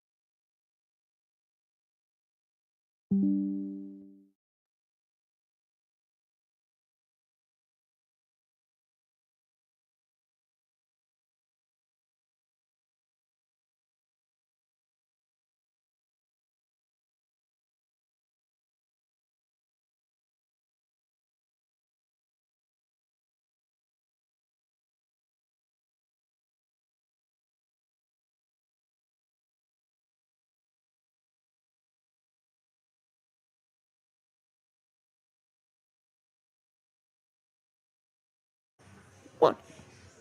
Leading it off for the Dons here in the top of the 5th inning. It will be number 22, the third baseman, Nick Walsh. Walked his last time around, as he was one of the last people that Miles Chandler saw. First pitch, he'll foul that up left side, and it'll go into the concourse. And he hit the bleachers. Well, watch out. That's a scary one, especially if you don't have a glove. You see that coming up. I mean, you kind of got to get out of the way With of the it. white clouds, it's hard to track a ball. You think that center fielder does it well. Try doing it if you're not a baseball player. Oh, I know there were some games where those balls would go up and you just completely lose sight of it. Yeah. 0-1 count here. As it is still Ingmar Hutzesen on the mound. That's going to be softly hit to second base. Longo, throw to first, and it'll be in time. Rico Longo looking pretty good at second base so far. He was playing kind of far back there. Did you notice that? He was kind of on the infield to outfield line and had to charge in. He had to charge in really quickly to try and make that play. I mean, he still made the play, but put a little unnecessary pressure on himself to make that play. Brings up the catcher, Brendan Burke.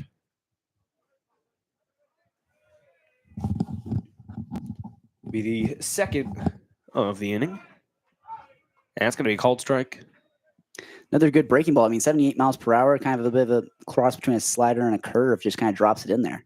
Burke RBI, double his last time up, drove in the lone run for the Dons in the third. Fouls this one off the netting. It's an 0-2 count. Quickly falls behind. If you're Hoots is in, you just got capitalized here. You're ahead 0-2, so just your stuff. Just try and get something past him. His ERA is dropping 2 points every inning. It's down to 18 now. 18.00.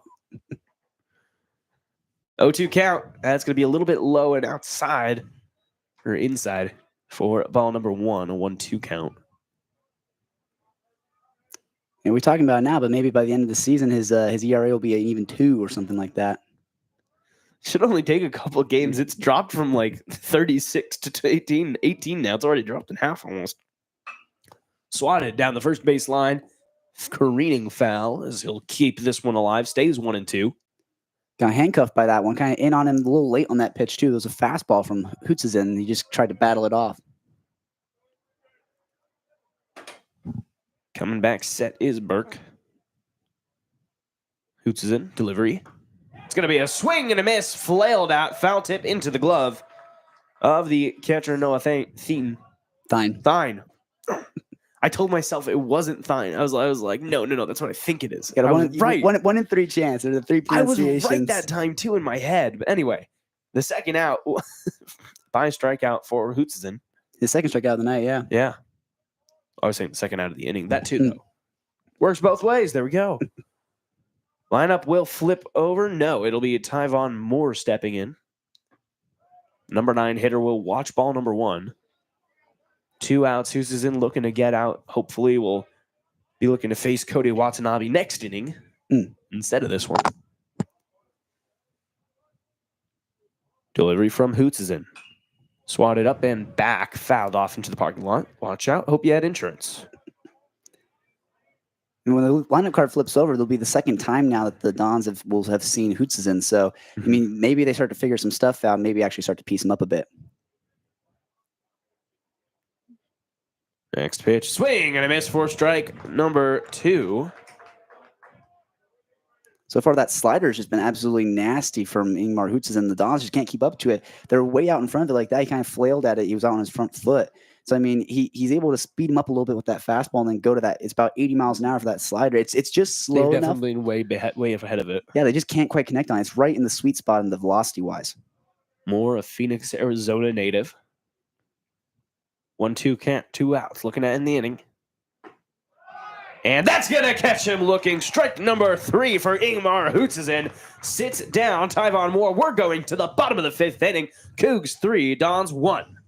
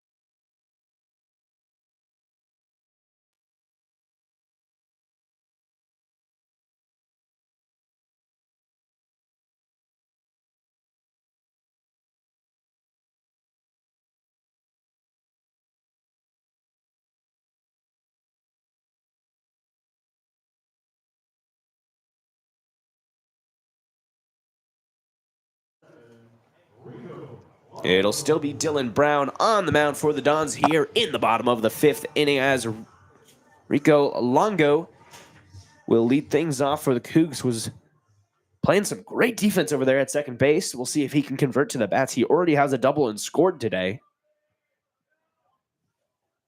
First pitch will skip in the dirt off of the chest protector of Burke for ball number 1. You want to talk about a real utility guy? I mean, Rico Longo, he's DH'd for most of the season. Then he played left in that San Jose series, and then now they've asked him to play second. He's getting that job done. I mean, originally they had Luke Thiel starting at second. They made that last minute kind of change to move Longo from left into second. But I mean, so far he's proven he's a utility guy. Absolutely. As Brown didn't like the ball he had, so he'll get that exchange with the umpire. Longo will step back in. Now, I notice he's a bit off the plate, his stance. He lines up a little more into the middle. As that's swatted to shortstop, it'll be grounded and thrown. It'll take him off the bag, and Longo is safe at first. A cleanly fielded ball by the shortstop, Tyler Harries, but the throw over to Trevor Harmon at first base takes him off the bag, so the Cougs have a base runner. Giving a little E6, I'd reckon. Huh? Yeah. That's a bit of a break there for Rico Longo, because that's a routine. That was Harry's didn't even have to move. It was right into his glove, and he just messed up the throw. That's where like that mental pressure gets to you. Absolutely. Gives the Cougs a base runner, whether it's a hit or not. The Cougs will take it. Brings up Ryan Shonsby. The Long Beach native watches ball number 1. He's 0 for 2, but does have an RBI, as he batted through one of those 2 runs in the bottom of the first inning. 3-1 is the score currently. Cougs on top, as the next one will miss outside for ball number 2. Halfway through this one here at Bailey Brayton Field, the clouds are still here, but the blue skies are peeking out, and the sun is finally shining down. As the stands start to fill up, have been filling up a little bit. Left side is pretty good. 2-0 count to Shonsby. He's going to watch that one for strike number 1. Not mad at that take. Yeah, first, before game time, it was kind of pouring out. There was high winds, so we weren't expecting to have anybody in the ballpark today, but it's getting a little bit sunny here. Looks like you said, the clouds are partying. The seats have dried off a little bit, doing their part. 2-1 count to Ryan Shonsby. They'll throw back to first base. Boston probably shouldn't even be there in the first place, but he got lucky on that error. Yeah. It's a hitter's count for Ryan Shonsby. 2-1. See if he can make it 3-1 and see what he does with that. Take a walk or try and put a ball into play. You want to protect your lead, as that's going to be high outside. Ball number 3. If you thought that Hootsison's name was hard to pronounce, Shonsby at first glance, not an easy one. Everyone always says it's Skajonsby. Yeah. It's how it's spelled. Right. Runner's going to take off. The tag is there. And the Cougs haven't had no luck, as that one was called ball number 4. So Shonsby does take first base. Okay.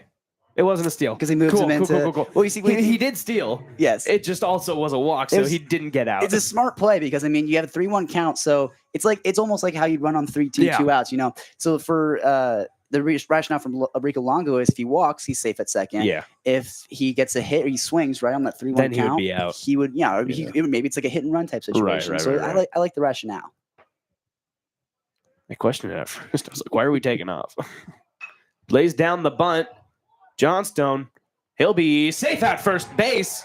And just like that, the bases are loaded for the Cougs. Barely had time to even say anything. A first pitch, laid down bunt from Logan Johnstone, as that'll be his 3rd hit of the day. He is 3 for 3 on singles with an RBI. I mean, not only is he a power hitter, but he can get those bunts down like that. And he's a hustle type guy. Him and Gavin Roy are 2 guys who they're not necessarily the tallest on the team, but they hustle to every single play they make. Absolutely. Brings up Jonah Scholl, designated hitting today. No, Jonah Scholl's in left field today. Griffin Myers is designated hitting. Oh, he was okay. Watches that one for ball 1. They want to appeal, as he started to move his hands, but not much there. Scholl also 2 for 2 on the day with a single and a double. He got thrown out at home too to end one of the innings. That's right. Not sure why he took off for 3rd there. It's going to be a chopper soft to shortstop. Fielded. The throw will be in time, but run will come home to score. as it's Rico Longo getting in there. So the man who wasn't even supposed to be on base comes home and adds a run in the tally. 4-1 now the score. So it won't be an earned run for Brown, but definitely that's one of those things where errors can just kill a team like that. Still leaves runners on second and third, so both runners in the field are in scoring position. And it'll bring up Gavin Roy. Roy's a guy who can easily put a ball into play. Anything into the outfield scores from third. First pitch in the dirt. Ball number 1. And that's another thing. There's added pressure on Burke because if he lets a passed ball go, there is a man on third who can easily come home and score. You don't have that insurance of an open bag. Absolutely. You got to be ready to be able to get your body in front of it. Because, if it gets passed, that's just a free run. 1-0 count to Roy. That's going to be right down the middle. Strike number 1. Beautiful, beautiful location there, honestly. Bit of a slider, 79 miles per hour. Probably one that Roy wants to swing at a little bit if you could time it up a little bit better. Absolutely. 1-1 count, 1 out. That's spiked in the dirt for ball number 2. Over there at third base, Ryan Shonsby ready to jump at anything. He's not the fastest runner, but pass ball, try and score.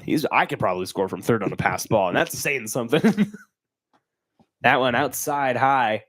Ball number 3, and just like that, another 3-1 count. Hitters count 3-1, and Gavin Roy already has an RBI in this game, so no better person to be at the plate right now. Griffin Myers on deck, the DH. If he can bring him up, potential grand slam opportunity there. The 3-1 will catch the zone for strike number 2. Full count just like that. Roy, on that 3-1 count, you don't need to swing at everything. You do have an extra strike to play with. Just needs to make the right decision here. And a wild swing, dropped third strike. Roy taking off for first, and he just barely misses. He almost got there. That was wild. So a strikeout for Dylan Brown. Brings up the designated hitter, Griffin Myers. And Gavin Roy, we mentioned it before, he's the hustle type of guy. So even on those drop third strikes, it's hard 90s all day long. And like you said, he almost beat it out. But and it was a good job by Burke, too. Check the runner at third so Shonsby doesn't think about coming home. Take your time, make that throw. But Gavin Roy putting a little pressure on him. 2 outs now. Myers, the one who scored the game-winning run on Saturday, batted in by Max Hartman. First pitch, Hill watched low for ball 1. That was probably the most exciting Cougar game we'd seen all year so far. Especially at home. That was the game that Brandon Chapman wasn't here for.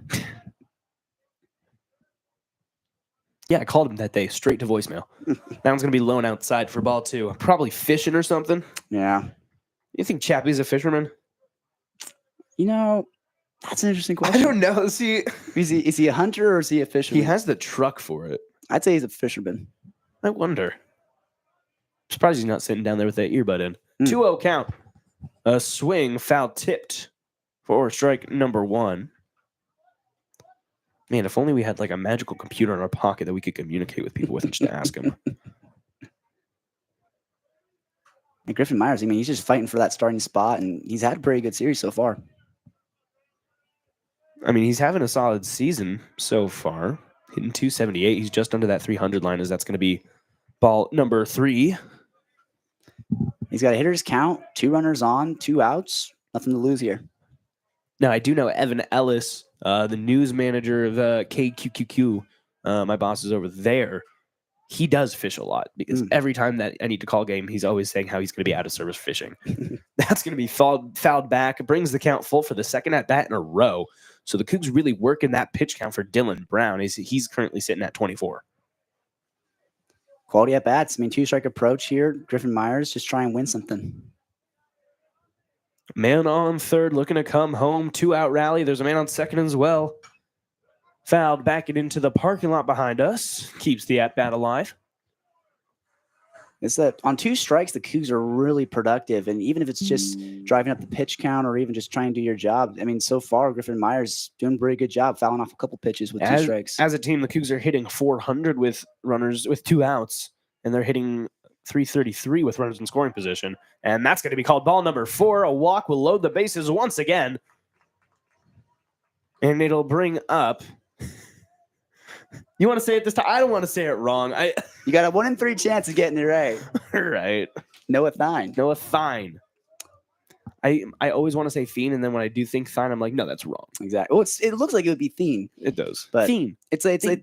it's like fine, Dumb joke. like Noah Fine, but with th Thine. So the Dons head skip will call a meeting, and we'll see if that's a day for Dylan Brown.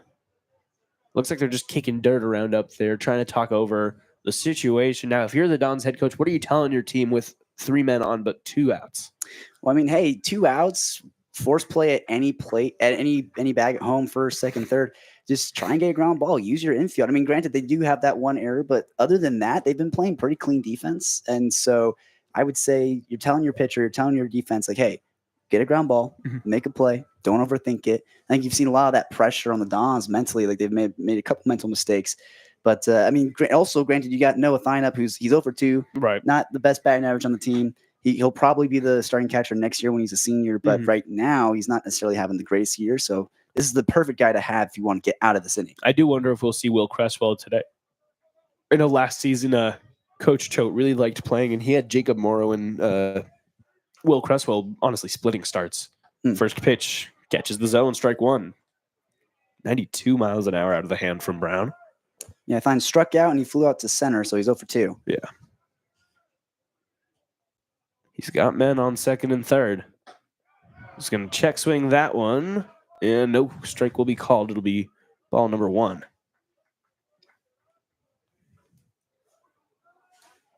It's easy to cash in here if you're Thine. Yeah. Want to give Kyler Northrop a chance. He's on deck. Thine out of DeWitt, Iowa. Next pitch low, ball 2. And that's something that Dylan Brown has been struggling with. That's why his pitch count is climbing. He's now over 30 pitches, is that the last 2 at-bats have resulted in full counts. Falling behind. So just not even falling behind, but, for longevity's sake, you don't want to be pitching these 6-7 pitch at-bats as he slips on that one. He slips on the hill as he delivers. Thine still swings at it, but Brown almost fell off the hill. And makes it 2 balls, 2 strikes, 2 outs. It's got to be from the rain, right? Oh, absolutely. Definitely the rain. That's what he'll say. The 2-2, and it's going to be called a ball looking. The Dons wanted that call. You could tell. Chance from the Cougar dugout, though, saying it's a good eye, but so that's a close one. Third straight full count. What are we doing here? No, I'm playing. The pitch. That's going to be high, ball 4. No, a very late strikeout call. Wow. That was a very late strikeout call. The Coug fans are not happy about that one. Ryan Shonsby was already almost at home plate by the time the call gets made. Thine had already taken his gloves off. Wow. Well, with that, the Cougs do get 1 run across. It is 4-1 as we go to the top of the 6th inning. You're listening to KUGR Baseball. You're listening to Cougar Baseball on KUGR Radio.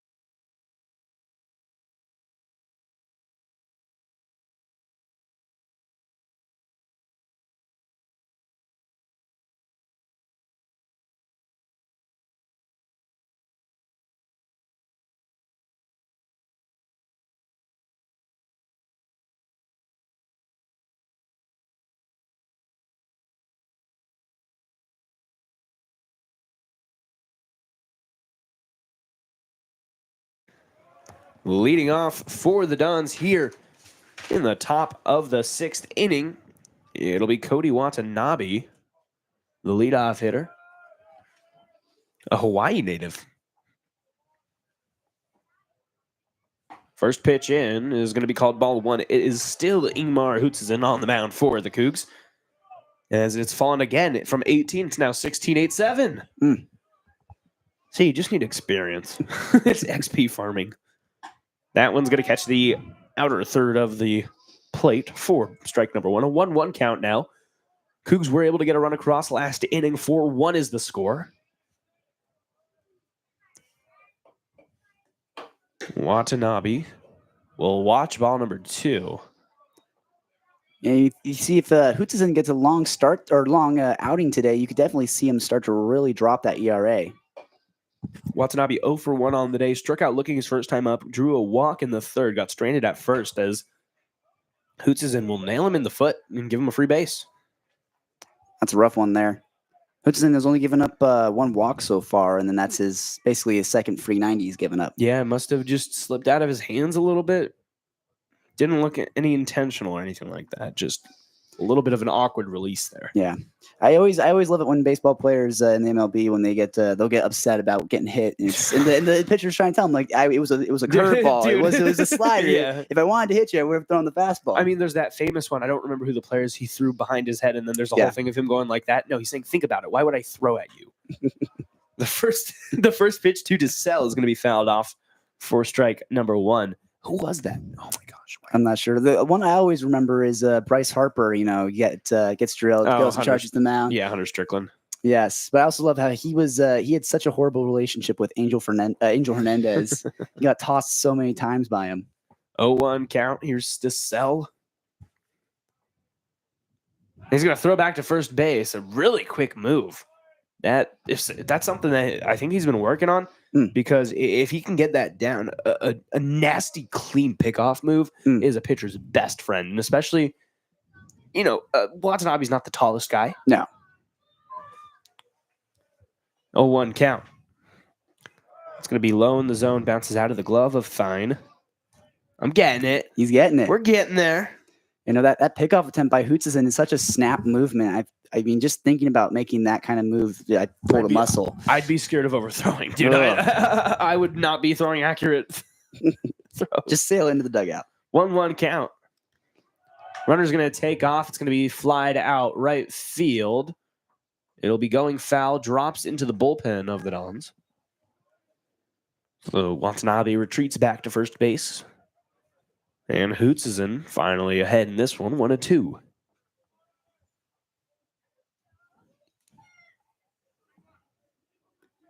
No outs here. I mean, good opportunity to drive in a run, try and chip into that lead. Let's hope not. Sorry. The 1-2. That's going to be swatted. Third base line drops foul. Really reached out for that one. Made good contact with it, but he was extended over the plate to make contact with that.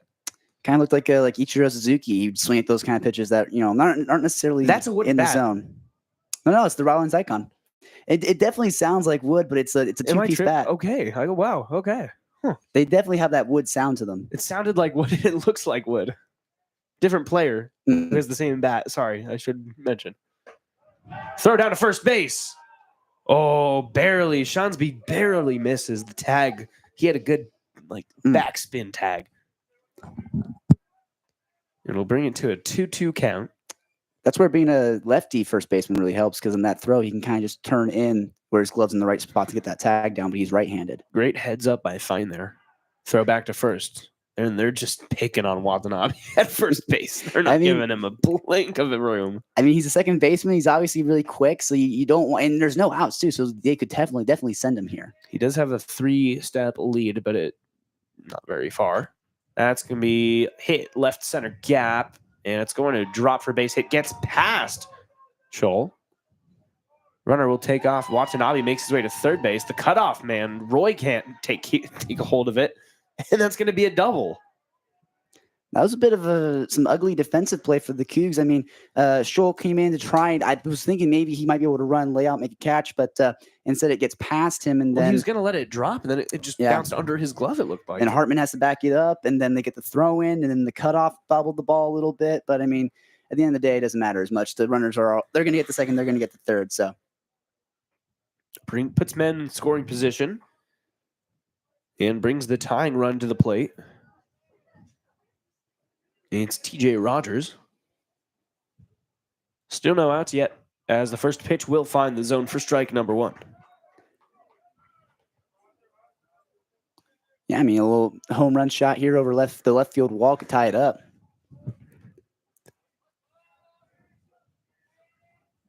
A 1 count. Catches the inside for strike number 2. As that was a 70 mile an hour fastball. Bit of a slider. the scoreboard bugged out and said 7H on the miles per hour. 0-2 count. Big swing and a miss for strike number 3. As Hoots is in, will sit down. Rogers swinging. 4th strikeout of the night for Hoots is in. First out of the inning for the Cougs. Still men on second and third. Looking to get out of this one with minimal damage. The scoreboard out in left center is starting to bug out a little bit. It's been bugged. They haven't shown anything. There's nothing for USF. Yeah. Apparently the Dons have scored nothing so far. First pitch. Nice little 78 mile an hour pitch there. Finds its way in the zone for strike number 1. And Hootsen is right back where he was dealing.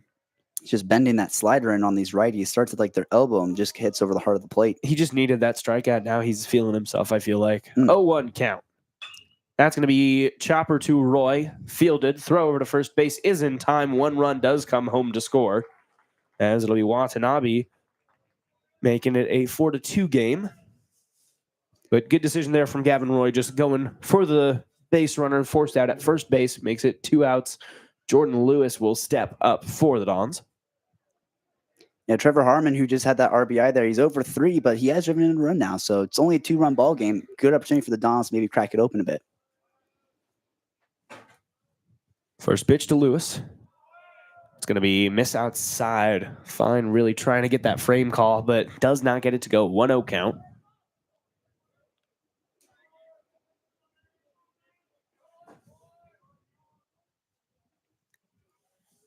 Next pitch.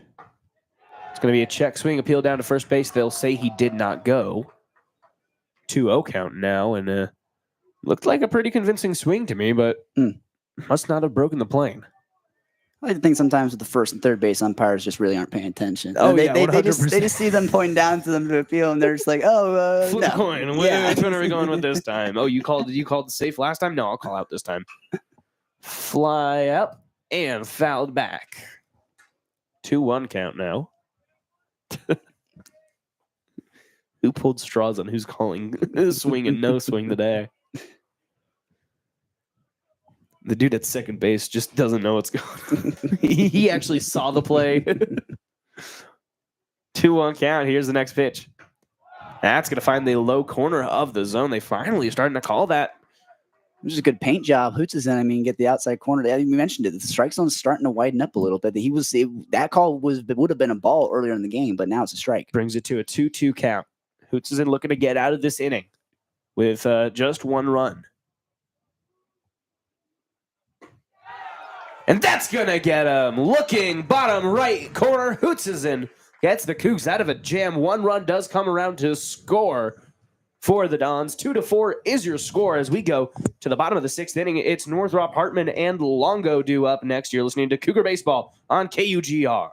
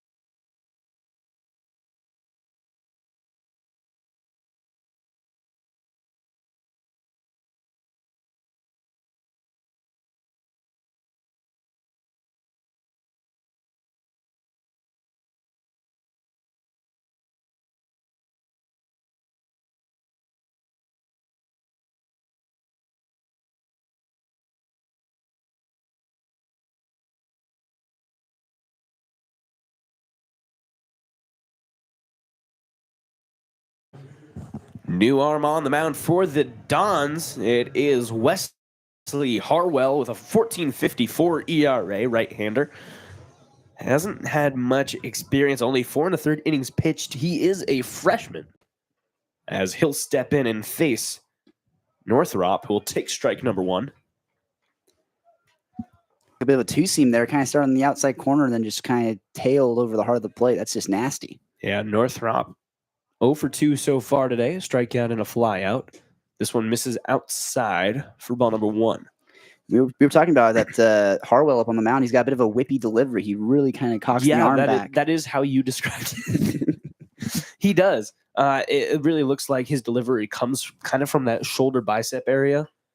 As a very weak foul off, brings it to a 1-2 count, where it feels like the bicep and shoulder kind of carry his arm through, and then his elbow does the rest of the way. Yeah, he's like, where some pitchers, it doesn't look like I they're just really realized that trying. you guys can see me. Oh my gosh, they actually saw me describe that. I was trying to just doing that for you, but all right. Next pitch, that's going to be chopped down third base line foul. Stay at 1-2. See, it's radio, but we still got some fun stuff. Oh yeah. Well, I feel like there's like pitchers kind of fall into two categories. They're the pitchers who don't look like they're trying, and then they're the pitchers who look like they're giving it 100%. Yeah. He's the 100% type of pitcher. Definitely. He looks like he's going to get gassed fast. Exactly. If he, it's that kind of. That's just going to miss way far outside. A 2-2 count. And that is one thing with if you are putting your shoulder into it, it's got to be hard to control. Oh yeah. You don't really have that wrist kind of forearm when you're throwing that you can control where that ball's going. As that misses for ball number 3, we'll find ourselves in another full count. But when you're leaving it up to like the power and just, it's kind of like when you're just like, oh, I can't throw anymore, and you're just using your shoulder to push that ball out. Exactly. Full count. Payoff. Hitter right back up the middle off the glove of the pitcher. It's going to bounce weirdly into the shallow right field, and it'll be, should be considered a base hit. Yeah, it should be a single. It's not a routine play up the middle. Yeah, they are going to mark it as a hit. But yeah, it almost looked as though it hit off the face of Harwell. He got the glove in the way. But it almost looked like it careened off his cheek or something like that. It went off of his glove, and then it went at a weird angle between first and second base. Second baseman couldn't get there, so it will be a hit. And it'll bring up Max Hartman. Let's see what he can do. First pitch he'll take outside ball 1. That was that two-seamer again. It's the 89 miles per hour. It really tails.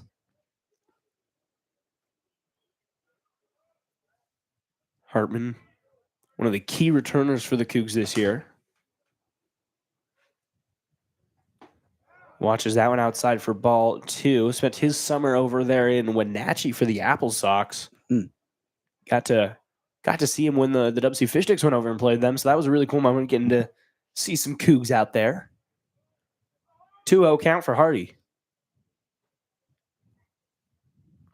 Watches that one, ball 3, and it really is. Harwell likes that outside spot, I guess. Yeah, because he's going that two-seam, trying to hit it to tail away from the left-handed Hartman, but he's just not getting the call. Those strike zones kind of tightened up a bit. 3-0 count to Hartman. Doesn't have to swing on this one. And he does not. Takes a 4-pitch walk. Puts runners on first and second with no outs, and will bring up Rico Longo. Now, if we were in Texas A&M, you'd hear everyone in the crowd right now who's saying ball 5, consistently. Yeah. But we're not in Texas A&M, so. I forgot that you do that. That's one of those cool traditions. I feel like college baseball doesn't really have a lot of tradition. But not like the way football does. Every now and then. Well, they saw it with Robbie Ray recently had a pitch clock violation, and they started counting down the pitch clock to get in his head. First pitch, Rico Longo lays down the bunt, fielded by the pitcher. Harwell, the throw, pulls him off the bag. Another error for the Dons. Loads the bases. Jeez, that was a routine comebacker. Just get it over to first base. Just put a little something on it. Pulls him completely off the bag. Wonder what they'll call that if that is an error. Would you call it an error? That's got to be an error. I'd say it's an E1. It was a terrible throw. It's a routine play. This is an example. Yeah, they're going to give it an E1. This is one of the things where, like, when the wheels start to come off, you start to fall apart completely. Brings up Ryan Shonsby with the bases loaded. First pitch misses outside. And if you're Harwell, are you going to be scared of throwing the ball in the zone for a big bat like Shawnsby? I mean, you're a righty going up against the left-handed batter. And I mean, you got bases loaded, no outs. I would definitely be scared to get anything over the heart of the plate. 1-0 count. A walk brings home the runner on third, that being Northrop. This one. Ball number 1-2.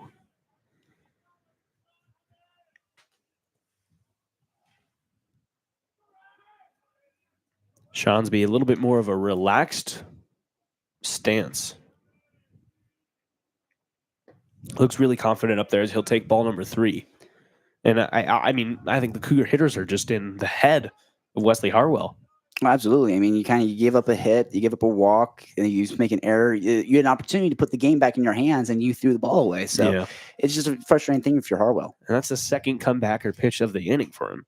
This one misses outside, ball number 4, and that will bring home Kyler Northrop. Kyler Northrop. Sorry, I totally had a blank out moment for a sec. Keeps the bases loaded and will bring up the big bat of Logan Johnstone, who now has the opportunity to grand slam. San Francisco's head coach will call a timeout, and that will be a day for Wesley Harwell. Does not get through any outs. Pitch 0 innings, basically. But leaves the bases loaded. So we'll see who the new arm is when it comes back. We'll go to a pitching change. You're listening to Cougar Baseball on KUGR.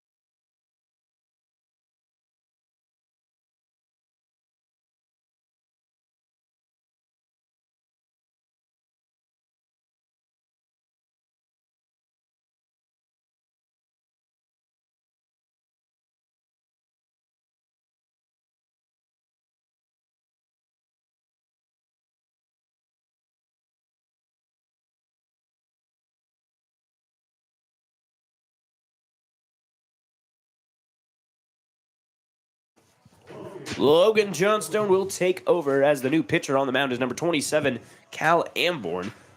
He comes in with the bases loaded after Wesley Harwell did not put him in a really good situation there. 3 for 3 on the day as Johnstone has 3 singles. First pitch, he'll watch outside for ball 1.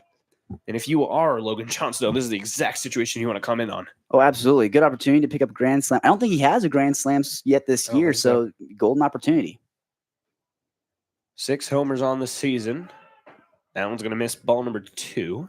I mean, if you're Amborn, too, I mean, I was a pitcher, and there were a couple times I come in with bases loaded, no outs. It's the most stressful thing you could possibly do. Oh, for sure. I mean, it probably helps knowing that none of the runs will be attributed to you. Yeah. But 2-0 count to Johnstone. That's going to be down the middle for strike number 1, and that's just something Harwell couldn't do. That was a bit of a cookie. Johnstone, that's a good pitch he could have hit if he was jumped on it. You know he's thinking that right now. Absolutely. I want that one back. 2-1 count, too low. He's going to slap that one between the second base and first base gap. 1 run comes home to score. Here comes Longo. He'll come and score.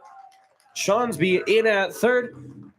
And it'll be a 2 RBI single for Logan Johnstone, who improves to 4 for 4 on the day with 4 singles. It's Hartman and Longo coming in, and the Cougs now up 7-2. Good piece of hitting by Logan Johnson. A pitch kind of away from him. He has to reach out a bit and still finds a way to pull it. I mean, he's a lefty, so you want him in that situation. If runners bases load like that, you need a ball to right field, and he found some way to be able to pull it and still get it done. Runners on the corners as it brings up Jonah Schull. First pitch to him. That's going to find the outside of the zone, but catches for strike number 1.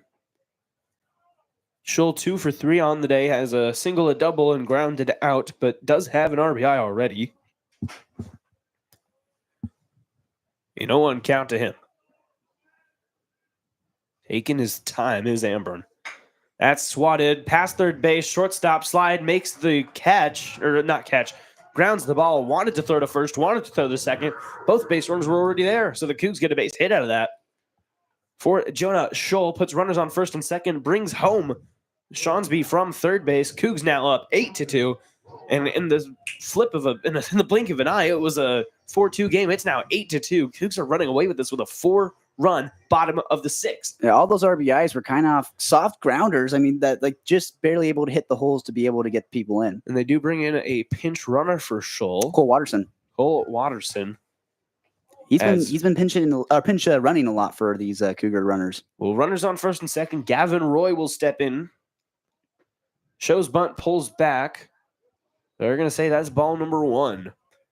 1 for 3 on the day is Gavin Roy. Had a single RBI back in the third to make it a 3-1 game. Next pitch, he'll watch that one. Good placement by Amborn as he'll get called strike number 1, a 1-1 count. Still no outs yet in this game, in this inning. Nothing to lose here if you're Gavin Roy. Literally nothing. Shows bunt. Lays it down. All runners taken off. It'll be grounded by third base. Throw to first in time, but an effective and productive out for Gavin Roy as he moves both of his runners into scoring position. Now 1 out will bring up the designated hitter, Griffin Myers, who I feel like we just saw up. Exactly. Yeah, they basically batted around, and we consider the 5th and the 6th. And I also want to go back to the Harmon play. That throw was kind of dragging him off the bag, but he's able to keep his foot on. There have been 2 times where Harmon's has fallen off the bag trying to make that play, and so not his fault. No, not his fault at all. Wide throws. I think obviously he has something to do with it, but they just the defense has not been there. First pitch to Myers, slapped down the first baseline foul. Great contact there. Good aggression too. First pitch. I mean, it's going to be a pitch to hit, so try and jump on it. Who's looking to run up the score, I guess. An 0-1 count with 1 out now. Hit to the gap would score 2 here. Make it 10-2. Yes, it would. Home run would score 3. Math, no. Sorry. We're having fun out here. 8-2. Glad we didn't join the West Coast Conference for baseball. Exactly. We'd be playing against Gonzaga a whole bunch. That would not be fun. No. But we've gone to it anyway. They're joining the Pac-12. 0-1. He misses outside for ball number 1. Good eye there by Griffin Myers. Yeah, it was Northrop, Hartman, and Longo that started this inning, so we're almost back out there. 1-1 count. Misses inside for ball number 2, 2-1. Good job by Myers just standing still like a statue there. Yeah. It almost kicked off his thigh. That would have been a hit by pitch, blows up the bases, and then of course you got. Would they have said that he didn't even try and get out of the way though? No, they've been working on trying to lean in and take those pitches. 2-1 count. That's going to be chopped foul down that first base line again, just like that first pitch. Got a little bit more contact on it though. Made a louder pop off the bat there. He's early on it. His other foul ball went down that same line too, so he's got to straighten it out a little bit, be more on time, let the ball travel a bit more. Got some room. I will say the center field playing more towards right, and that is going to hit him. And that, he is limping off of that one. It looks like it probably hit off his knee. Ugh. Not like not like he's seriously hurt or anything, but that stings. That's like hitting your funny bone where you're like, you just Ugh. feel it. I've had a couple pitches hit off like the body, like the Yeah. lower part of your hip or your knee like that, and it just kind of stings you a little bit, hits a nerve or something. Absolutely. Loads the bases up for Noah Fine. He's getting it. You're getting it. Still one out, and this is not the first time the bases have been loaded this inning. The pitch. That's going to catch the zone for strike number 1. Good location there from Cal Antborn. I mean, hey, Noah Fine, good opportunity here. 1 out. You can put again, like a shot to the gap would bring in at least 2 and make it a 10-2 ball game. 0 for 3 on the day with 2 strikeouts is Fine, as he'll watch that one for ball number 1. Just try and turn things around. Like you said, 0 for 2. I mean, just try and do anything you can to turn it around. Or 0 for 3, I should say. 2 strikeouts. 1-1 count to Fine. That's going to be smashed right field. Will it stay fair? No. Just barely, about 10 feet outside the foul pole. Had home run power. I was saying, it was an absolute moonshot. But it was slow moving. That's the thing, is that he has that bat too. It sounded like a wooden bat. I know it's not now. I know it's not now, and I'm not going to call it a wooden bat this time. He's going to watch that and strike out looking. Wow. Second time today he's done that. 0 for 4 now. We'll bring up Kyler Northrop, who led off the inning. So now 2 outs. 3 strikeouts for Noah Fine. I mean, he's got to be fighting with Cresswell for a starting spot, and so far he's not proven that he deserves it. Northrop out of Billings, Montana. That was a good one that I made yesterday. That one brushed off his jersey. They won't call it a hit by pitch. On Saturday when I was doing the U-bums. Yes. One was a, hey, Kyler, I bet you know how to hunt, clean, and prep it. I liked that one because I was like, from Billings, Montana. Exactly. I had to ask around and be like, hey, does that make sense? Or am I just talking out my butt? Because I've never been hunting. Surprise. 1-1 count, 2 outs. That's going to be fouled off again. And he is just ahead of the last 2 pitches. Yeah, he's 1 for 3 tonight. I mean, he went 2 for 4 in the first San Jose game, 2 for 5 in the second one, 1 for 5 in the third. So a pretty hot day at the plate. See if it extends right now. He's already come around and scored earlier. He scored this inning as that one misses for ball 2, evens it up. He got things rolling with that single to start it off. Mm-hmm. Came around, scored on, I'm not even going to pretend to remember. Wesley Harwell. That's what it was. Because he had no. I was talking about which hit. Oh, yes. I'm not even going to try and remember. 2-2 count, 2 outs. Big swing and a miss for strike number 3. And Antborn showing some excitement there, but not before the Cougs get 4 runs across the board. Increases their hits total to 12. It's 8-2 going in to the top of the 7th inning. You're listening to WSU Baseball on KUGR.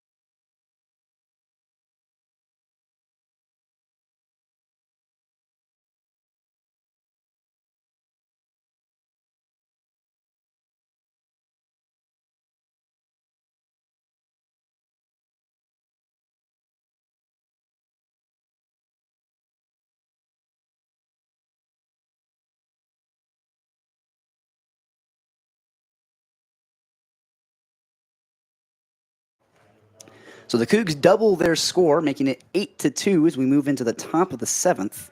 And it'll be the 6-hole hitter Tyler Harries starting shortstop, leading it off for the Dons. And Igmar Hutzisen still on the mound for the Cougs. I am so impressed with the longevity and the stamina that he has shown, because not only did he come in the second inning and has been consistent throughout, First pitch in there for ball 1. but he's been consistently throwing well. Absolutely, yeah. We mentioned before he hit almost about a 54 ERA at the start of the season. He's been chipping it down consistently. 16.2 now. Exactly. 1-0 to Tyler Harries. Here it is. Fastball outside half, not going to get the call. It's going to make it 2-0, and we're starting to see the strike zone constrict a little bit. Yeah, I don't know. It might be because the Clouds are coming back. This umpire's mood is affected by the weather. Seasonal affected disorder. It's not a joke. The 2-0. Swung on and grounded over to Gavin Roy. He'll make a play at his chest. Throw to first in time to get the out. A 6-3 put out to start out the inning, and Ingmar Hutzisen not showing any cracks. No, he is not. I mean, he didn't have, I will say, we talk about this ERA. He had like maybe 3 innings of pitching. So Exactly. we didn't have a lot to go off of. At the start of the year. But he's come in and you know, he's not pitching like his numbers show. Mhm. And I think that if he can keep up like this, like the Cougs may have found a really, really solid rotation guy. First pitch to Nick Walsh is fouled off, chopped down the first base line, and he falls behind 0-1 against Hutzisen. I know they brought him in relief, but like the fact that he can go now 4 going on 5 innings, you know, that's what you expect from your starters. Our starter couldn't even do that today. Hutzisen comes set, takes a breath from the stretch. Here's the 0-1. Fastball misses outside for ball 1. Noah Thine points to him, says he likes the spot, likes the idea, just didn't quite get the zone. I will say that it wasn't a knock on Miles Chandler, because he pitched really well for those first 2 innings. Absolutely. The 1-1 lined into center field. It'll be a single for Nick Walsh as Hartman will get it in quickly to stop him from moving into second. Yeah, good defense getting that ball in, because he'd already turned and Walsh was looking to take second already. He was coming out of the box hard, but it's a good piece of hitting from Nick Walsh. A fastball over the heart of the plate, got a good barrel to it, and just lined it out of the reach of Rico Longo, who so far has been playing pretty great over at second base. Yeah, he has. Hit it perfectly in the gap. The only person that had to move out of the way was the umpire. It's going to bring up Brendan Burke, batting in the 8 hole with a runner on first base and 1 out. Here's the 0-0. His stance is really interesting. Breaking ball over the heart of the plate for strike 1. He holds the bat at like his sternum level and only moves his hands. Like there's no wiggle in his arms or anything. It's purely like a centered. Probably a little bit less of a power guy, more of a contact hitter. Here's the 0-1. Swung and a miss at the slider. Sure for looks like he strike wanted 2. power. Oh, absolutely. Swinging for the fences on that I think one. he heard you from all the way down there. I'm going to prove him wrong. He's got a runner on first with 1 out. They're down by 6, 8-2. Hutzisen trying to continue this outing. The 0-2, here it is. Swung on, fouled straight back into the netting, and Hutzisen is looking for strikeout number 6 on the night. I should say in the afternoon. Yeah.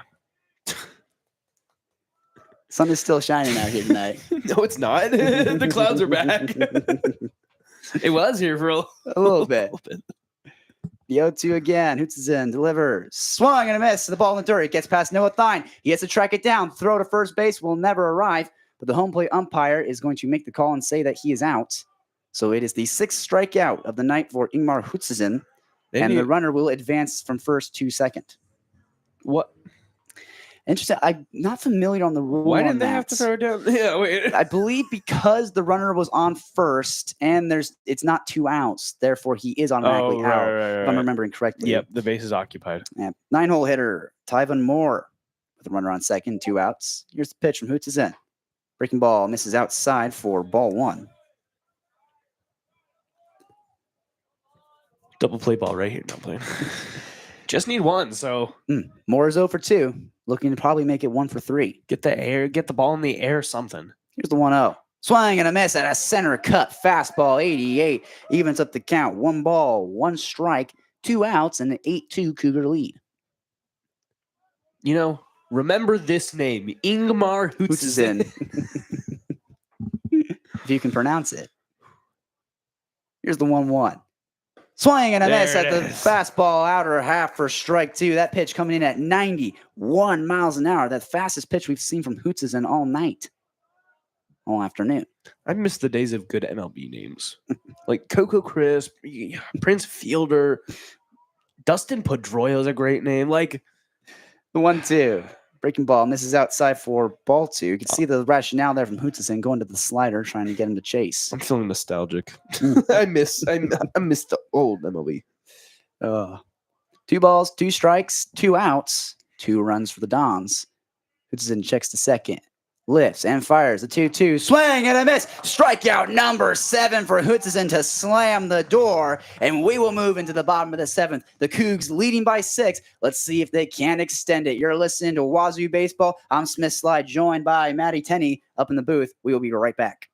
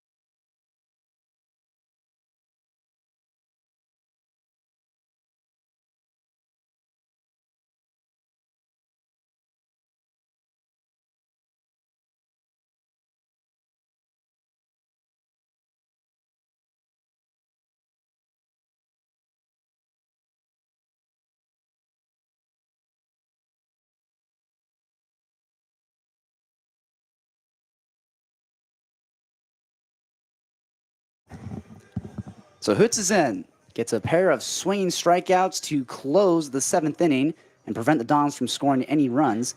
Keeps it 8-2, still in favor of the Cougs. We are in the bottom of the 7th, and Max Hartman, the leadoff man, will lead it off in the bottom of the 7th with an 8-2 Cougar lead.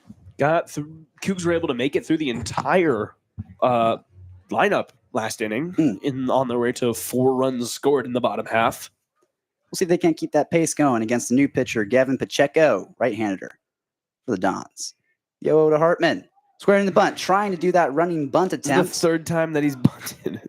He misses it for strike 1 and falls behind. Hartman, 2 for 3 on the day, 2 singles, a ground out on one of those bunts, and then a walk back in the 6th that he ended up coming around to score on. He scored twice so far in this game. Yeah. 1st inning and 6th inning. Here's the 0-1. Breaking ball misses high for ball 1. On the Bit of a weird breaking ball. Sorry. No, you're really good. On the season, Pacheco comes in with a 3.0 ERA, only 6 innings pitched, 7 hits so far given up, 2 walks to 5 strikeouts. Pacheco lifts and delivers. Misses inside, almost hit off the back foot of Hartman for ball 2. Makes it 2 balls, 1 strike with no outs and nobody on in the bottom of the 7th. Cougars still leading 8-2. Trying to make that 9-2. 10-2. Mercy rule. Let's go home. Here's the 2-1. Bender misses outside for ball 3, and it is a hitter's count for Max Hartman. 3 balls, 1 strike, no outs, nobody on. Blank slate, blank canvas for Max Hartman. He's an artist. Pacheco steps back, lifts the 3-1. High for ball 4, and Max Hartman draws his 2nd walk of the night to get a no-outs base runner for the Cougs. Yeah, I mean, not much else you can ask for there. you don't want him swinging at stuff that he doesn't want to swing at. So Exactly. It's a leadoff walk, too. If you're a pitching coach, my pitching coach is always telling me leadoff walks, they score about 99% of the time. So I wouldn't be surprised if you see Hartman come around to score in this inning. Pacheco comes set for Rico Longo. Here's the pitch. Slider on the outside half, gets it for strike one. that might be the first actual called strike from Gavin Pacheco. Rico Longo had a double back in the first. Came around to score. He's got Max Hartman on first. Let's see what he can do. Here's the 0-1. Breaking ball, top rung for strike two. And now Rico Longo finds himself in a 2-strike count early. Cougs hitting 429 as a team tonight as they are 12 for 28. San Francisco only 136. They're 3 for 22. Hot bats right now for the Cougars. 0-2 count for Rico Longo, the second baseman. Pacheco lifts, delivers, swung on and fouled straight back into the stands. Can anybody make a catch? No, it's going to fall down and roll into the first row. I like to always see if there's anybody in the crowd who can make a good grab on it. Yeah, where's Zach Hampel when you need him? So Gavin Roy fights off that pitch. Count remains 0-2. Cougars still leading 8-2. Trying to make it 9-2. Pacheco lifts, delivers, misses outside for ball one. Gavin Roy just trying to fight with 2 strikes on him. It's a good reference.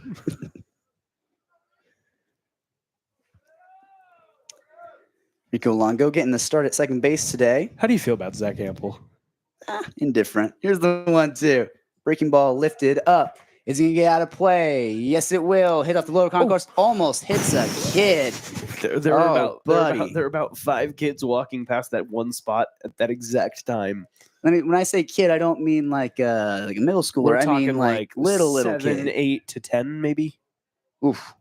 That's stretching too. They still got the soft spot on the top of their head. That would have been. That would have been. Rico Longo digs in for the 1-2. We're professionals. Pickoff attempt over to first. Not in time. Max Hartman's back in. Pacheco. What was crazy is that the mom was leading the way, and so she protected the little kid, but the ball landed behind her. Yeah. So she didn't even know where that was going to land. That's got to be scary. Yeah, protect the youngest of the group. Yeah. Pacheco gets his sign. The softest spot. Lifts, delivers. Misses high and outside for ball 2. Evens up the count. 2 balls, 2 strikes, no outs for Rico Longo. Runner on first, and an opportunity to turn this into a 9-2 ball game.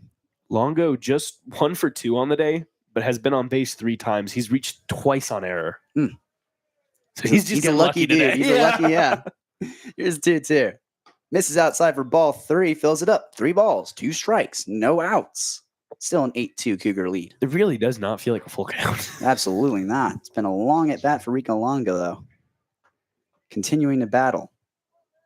He was 0-2, and he's worked it to 3-2. Can he win the battle? Pacheco gets his sign, lifts, fires, runner takes off, swung on, and line into left field. Foul. It's going to bounce off the fence just outside the bullpen. And the count's going to stay at 3-2. Rico Longo continuing to battle.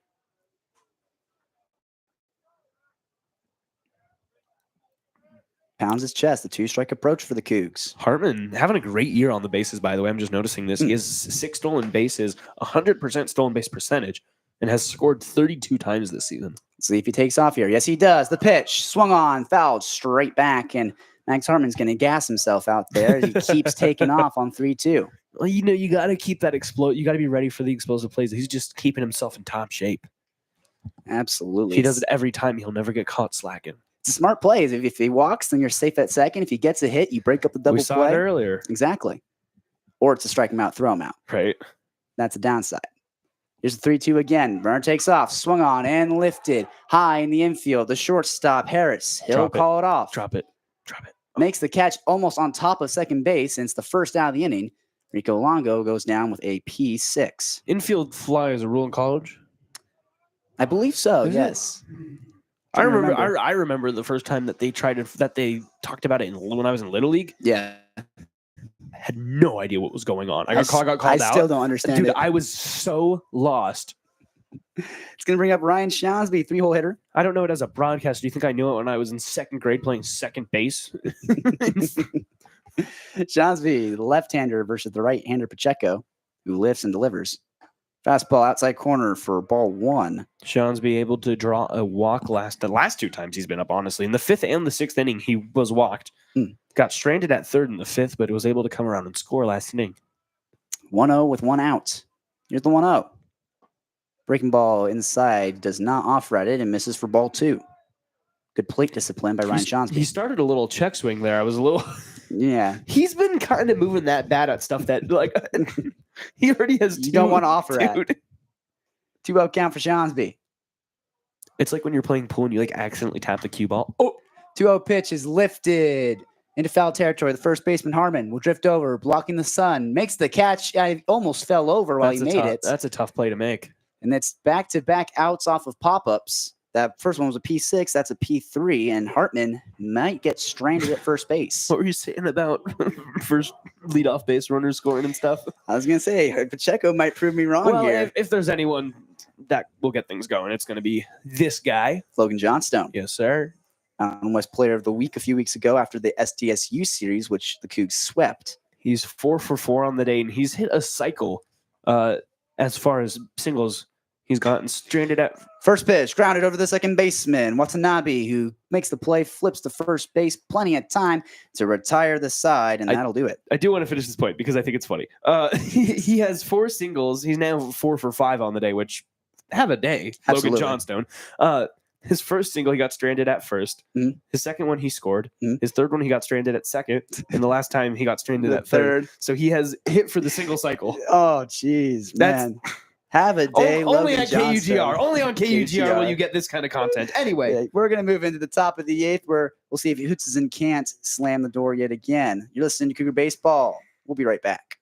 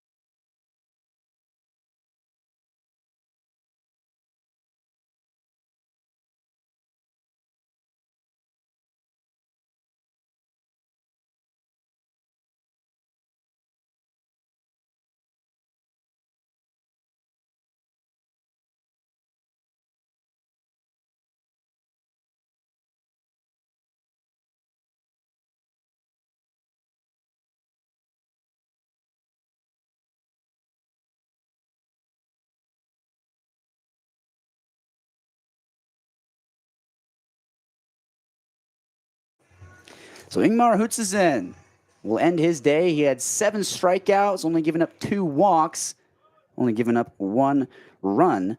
And it will be Gabe Schneider, the right-hander, relieving him here in the top of the 8th.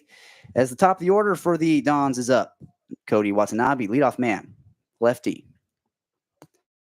Schneider lifts, delivers, swung on and lifted into left field. Scholl, he's going to back up, showing his numbers. That ball is going to bounce off the base of the wall. Scholl collides with the wall. It's a stand-up double for Cody Watanabe, and the Dons have a first pitch man on second base with no outs. That's Watanabe's first hit of the day. He struck out, walked, and was hit by a pitch leading up to it. Then finally, he's able to get bat on ball and get on base, to the Cougs' dismay. But when you do have a 6-run lead and a 8 hit lead, Exactly, the Cougs are just producing at a different level. You had to do some quick math there. 12 minus 4. I did have to do. There's a reason I'm a communications major and going into broadcasting, and there's a reason that I am not in STEM. Exactly. Schneider lifts and delivers the 0-0. Misses inside for ball 1. See, that was a good spot. Good spot, just misses. It's Kenny DeSalle, the starting center fielder, digs himself in for his 1-0 count. Schneider comes set, checks the second. From the stretch, lifts and delivers. Check swing. Did he go? Yes, he did for strike 1. Evens it up. 1 ball, 1 strike, no outs, an 8-2 Cougar lead. Finally, an appeal goes Exactly. goes the right way. DeSalle Runner in scoring position, an opportunity to cash in. He has a double already tonight. Here's the 1-1. Swing and a miss. Sorry, me, that's a foul ball off the heart of the plate. Just barely made contact with it. Bit of an ugly swing, and somehow he got a barrel to it. Not quite a barrel. Part of the bat to it. Roll out the barrel. It's a 1-2 count for DeSalle with a runner on second. No outs here in the top of the 8th. 8-2 Cougar lead. Don's trying to chip away at it. Here's the 1-2. Swung on, foul down the third baseline. One of the Cougars is going to go try and track it down. That's right. DeSalle has that crouched batting stance where he's a lot more lower mass of center of mass. Not massive gravity. That's not a thing. He's 1 for 3 so far tonight. He struck out, popped out to first base, and then had a double last inning. Yep. Or in the 6th, I should say. Schneider, the 1-2. Low and in the dirt for ball 2, evens it up. 2 balls, 2 strikes, no outs. Gabe Schneider on the season so far, 14 and 2/3 innings pitched, giving up 18 hits and 14 runs, 13 of them earned, and a 12-8 walk to strikeout ratio. Giving up 2 home runs, 6 doubles, and 1 triple. Checks the second and delivers the 2-2. Low and outside for ball 3. We'll be fine. He'll be totally fine. 3-2 count for DeSalle. What could go wrong? If he gets a good pitch to hit here, DeSalle could lace one to the gap and bring in Watanabe. The Cougs giving up a late game lead? No. They love to Coug it. Here's the 3-2. That ball misses low for ball 4. And the Dons have him parked on first and second now after that walk given up by Schneider. Double play ball right here. Could see. It's the 3-hole hitter, TJ Rogers. Rogers 0 for 3 on the day. 2 strikeouts and a ground out. Should I actually say that Rogers is getting pinch hit for by Edison Esquivel. Huh. StatCast lied to us. Quick check of his number. All right. Schneider's income set. The 0-0 for Esquivel. Long stare at second base. Here's the pitch. Swing and a miss on the fastball. Outside half for strike 1. Esquivel falls behind early. 0-1. Esquivel getting pinch hit here is interesting as he has 72 at-bats on the season. He's hitting 250. He's one of those guys that must be usually in the lineup that they're just rotating in here late in the game. Get some production. Spaghetti move over to second base. Throws it. He's hitting Not in time. He's hitting 215, has 25 RBIs, scored 12 runs, walked 6 times. Oh, I guess he has walked 6 times and struck out 19 times. That'll do it for you. But has 6 home runs, so he's matched Logan Johnstone. So not a guy that we really want to be up right now. The 0-1 pitch swung on and missed by Esquivel. Makes it an 0-2 count. And Schneider trying to close the book on Esquivel's pinch hit. Maybe I'll just stop talking. If we can get a strikeout in 3 pitches, I mean, why not? I'll take it. Schneider looking to turn things around here. He's got 2 runners on with no outs. An 0-2 count. Here's the pitch. Swung and a miss at the ball in the dirt. The batter is out, even though it is a drop third strike with the runner at first. It's the first out of the inning and the first strikeout for Gabe Schneider. Well, there you go. Now a double play does end the inning. It's going to bring up the 4-hole hitter, Trevor Harmon, first baseman. He is not being pinch hit for. No, and he has yet to get on base today. 0 for 3, but does have an RBI. Runner in scoring position with only 1 out. Can Harmon get it done? Here's the 0-0. Fastball low in the zone for ball 1. Just barely missed. And Schneider really needs to start. I wouldn't be mad at him attacking the zone. They really haven't been able to make contact so far today. They have 4 hits so far. I wouldn't be mad at a little bit of a zone attack. The 1-0 pitch misses low for ball 2. And now Gabe Schneider got ahead 0-2 in the last batter and now falls behind 2-0. Gets his sign, comes set from the stretch with runners on first and second. Checks to second, lifts, delivers. Inside half, won't get it, is ball 3. And now you should see Harmon get a cookie here to hit. If he has the green light, of course.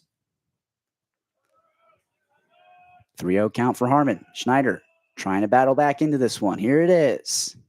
Fastball low for ball 4. And the bases are loaded now for the Dons with an opportunity to chip into this 6-run Cougar lead. Just, I don't know, just a unseries fortunate a series of unfortunate events there. It's the second walk dealt by Schneider. I would have loved to have seen the Cougs just go. I mean, even a little bit longer with Ingmar Hoots in. The 0-0 misses outside for ball one. It's the fifth straight ball from Schneider to Jordan Lewis, starting left fielder. Noah Thine will call time, call a mound visit, bring in the whole infield, and see if they may be running to play here. Nathan Choate making the slow walk out to the mound, and the Cougar bullpen is stirring. Yeah, there looks like there's at least one arm, and that's going to be that submarine arm that you were talking about. Rylan Hyder. We could see him come in and close this game. That is what Nathan Choate said yesterday, that they expected to have Rylan Hyder come in to close out the game. Our own little Tyler Rogers out there. They're going to leave Gabe Schneider in for now. Nathan Choate just talking to him, just trying to calm him down a bit. Choate switching up his attire today. The other day he was wearing a short sleeve pullover sweatshirt with long sleeves underneath. Real power move. Clubhouse exclusive there. So Jordan Lewis will dig himself back in. He's looking at a 1-0 count. And Gabe Schneider gets his sign and delivers. Swung on, grounded. Over to Ryan Johnson, who lays out, makes the play. He'll get to first base by himself, but a run will score, making it 8-3. And Jordan Lewis with a 3-3 put out for the RBI. Great heads-up play by Shawnsby over there at first. Able to get the ball in front of him. Able to get on the bag. And then didn't force anything home. You really can't afford. You can afford to make a mistake, but you really don't want to make a mistake, especially with the bases loaded. So just giving up one run while still getting it out and putting yourself in a position to get out of the inning with just one run given up. Absolutely. You have a 6-run lead. Don't try and do anything too fancy. No. Brings up Tyler Harries. Runners on second and third. Here's the pitch. Misses outside for ball one. And yet again, Gabe Schneider falls behind 1-0. 2 outs. Ground ball would end the inning. Schneider trying to get out of this one. Put it in the air, put it on the ground, just... The 1-0 hits off the thigh of Harries. It's a hit by pitch off his knee, much like Griffin Myers, who had a hit by pitch earlier. Oh, you could hear that. Yeah, that hit right on the side of his knee. So he'll get a free 90 in a painful way, and it moves everybody up. That cannot feel good. Bases are loaded yet again with 2 outs, and it'll bring up Nick Walsh with an opportunity to cash in. Taking a little bit of time here. Harry's really shaken up by that hit by pitch. No, unfortunately made great contact with his knee. Ugh. And that's one of those ones where he's going to have to walk it off a little bit. And it looks like that might be a day for Gabe Schneider. Rylan Hyder making his way out of the bullpen. Maybe. And they are going to go to him. So Gabe Schneider is unable to get through a full inning. Does let one run come across, but we'll see if Rylan Hyder can't close the door on the 8th and maybe even the 9th. Listening to Cougar Baseball. I'm Smith Slye with Mattie Tenney. We'll be right back.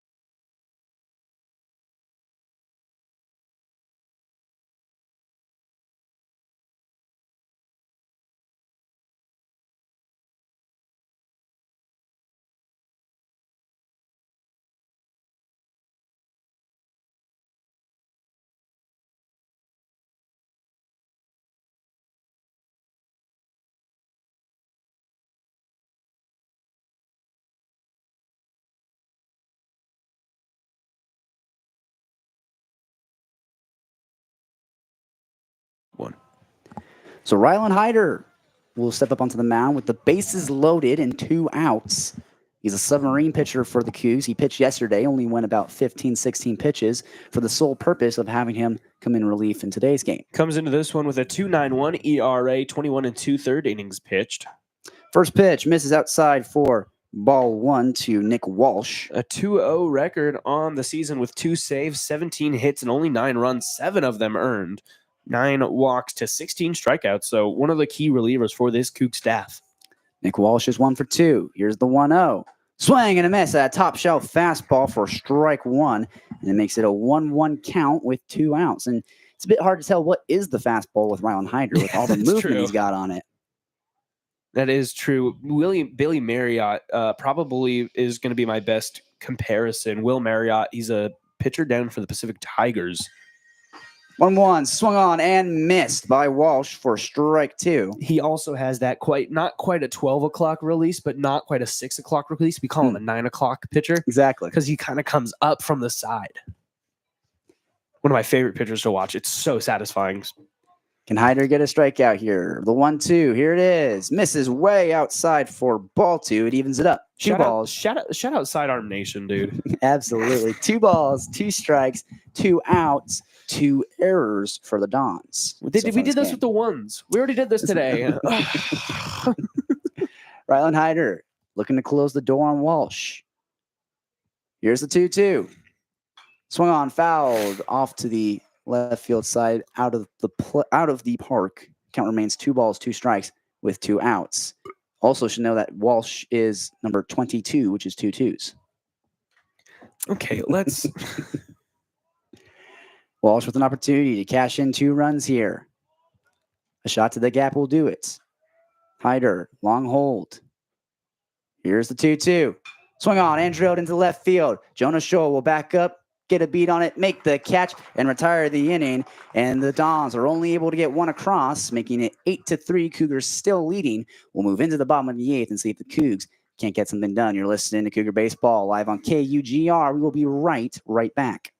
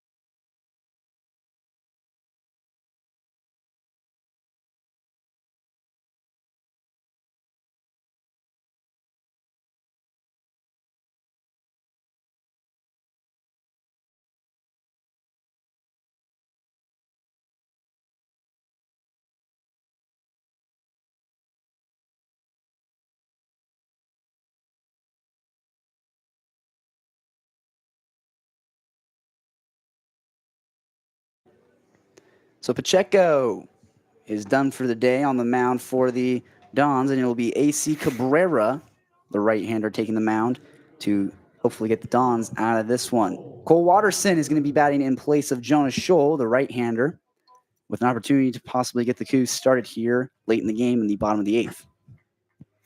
I love that number 51. Shout out Jung Hoo Lee. Ichiro Suzuki. No. Two different countries. Here's the 0-0. Squaring to bunt, pulls it back with strike one. Watterson.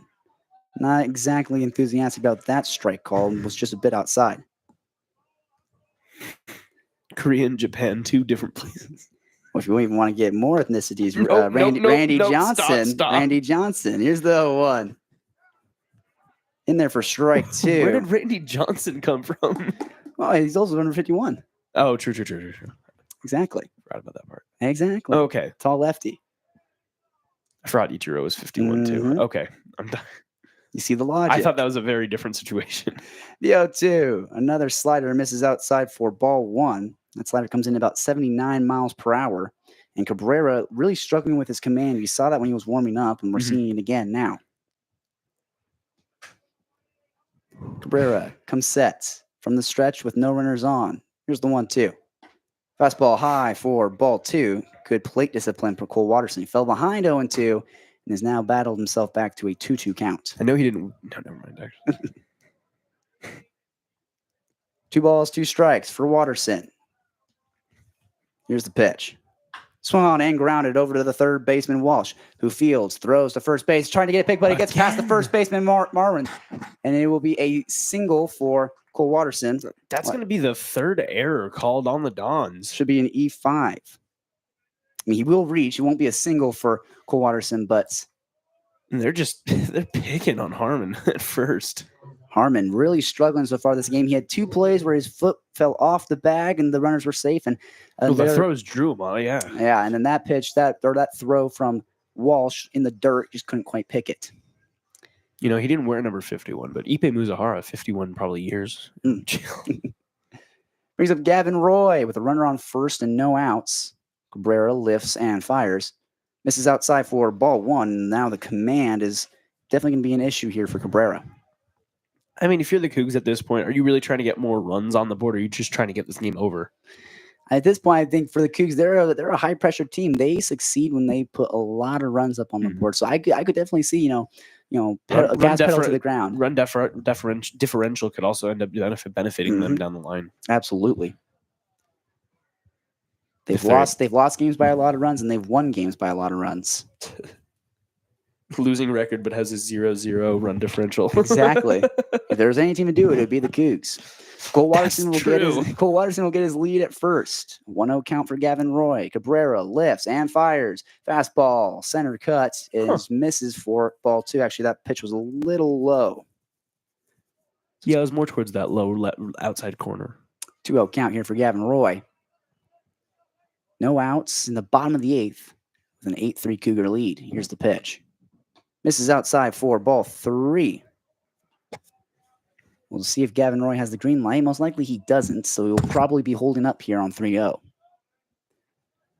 What I used to do on 3-0 is I would square around to bunt and just try and throw off the pitcher and see if they wouldn't just throw ball 4. That's an unwritten rule of baseball, bro. That is. Here's the 3-0. Fastball, center cut for strike 1. It's going to be a hitter's count now for Gavin Roy. 3 balls, 1 strike. That's so sleazy. You see, you baited the pitcher into throwing you a ball. It works about 80% of the time. If I'm sure it does works. because people don't do it. The 3-1 misses low. No, Really? It's strike 2. Gavin Roy was ready to head down to first base, but the home plate umpire will keep him here. He called that a ball this at bat. Interesting call from the home plate umpire. Makes it 3 balls, 2 strikes, no outs. Runner on first base. Cabrera trying to sit down Gavin Roy. Here's the 3-2. Runner takes off. Swung on. It's lifted into right field. Moore gets a beat on it. Makes the catch. Watterson will retreat back to first, and it'll be 1 out here in the bottom of the 8th. Cougars trying to tack on some more runs. Just a nice routine play out there. F9. Brings up Griffin Myers. He's walked twice in this game. Had a hit by pitch. Also grounded into a double play. He's a lefty batter going up against the right-handed Cabrera. Good matchup here. If he gets a pitch to hit, he could bring Watterson in to score. Pickoff attempt, trying to catch Watterson, not in time. Griffin Myers is just waiting for his 0-0 pitch. No balls, no strikes, 1 out here in the bottom of the 8th. Cougars leading 8-3. Cabrera comes set. Long hold, pickoff attempt, not in time. They say never thrice, so we'll see if Cabrera picks over for a 3rd time. He's going to get booed by this crowd if he does. Exactly. Cabrera coming set. Will he finally deliver to Griffin Myers? Yes, he will. Here's the pitch. Swung on and lifted foul into the beer garden. Or no, they got room. The third baseman drifts over and makes the catch. That ball looked as though it was going to go out of play. Just barely spun back in play. And Walsh will get the out. It's a P5 for out number 2. And Watterson might get stranded at first base. Brings up Noah Thine, starting catcher for the Cougs. Let's see if he can't turn his night around. He struck out in his first at bat, flew out to center, struck out looking, and then struck out looking again. So 3 strikeouts on the night. There's a pickoff attempt by Cabrera. Cole Watterson trying to run down to second base. They'll catch him in the rundown for out number 3. Cole Watterson, a base running mistake. I mean, even if you do take off, you got to play the pickle. You got to try and get back to a base somehow. He just full steam ahead, just ignored that there was a ball there and tried to slide in. So Cabrera picked off. Watterson was taking off. They threw down to the second to retire him, and that'll do it for the bottom of the 8th. Cougs strand a runner. Well, Cole Watterson stranded himself. Cougars still lead 8-3. So we head into the top of the 9th and see if the Cougars can't close this one out. You're listening to Wazoo Baseball live on YouTube for KOGR. We'll be right back.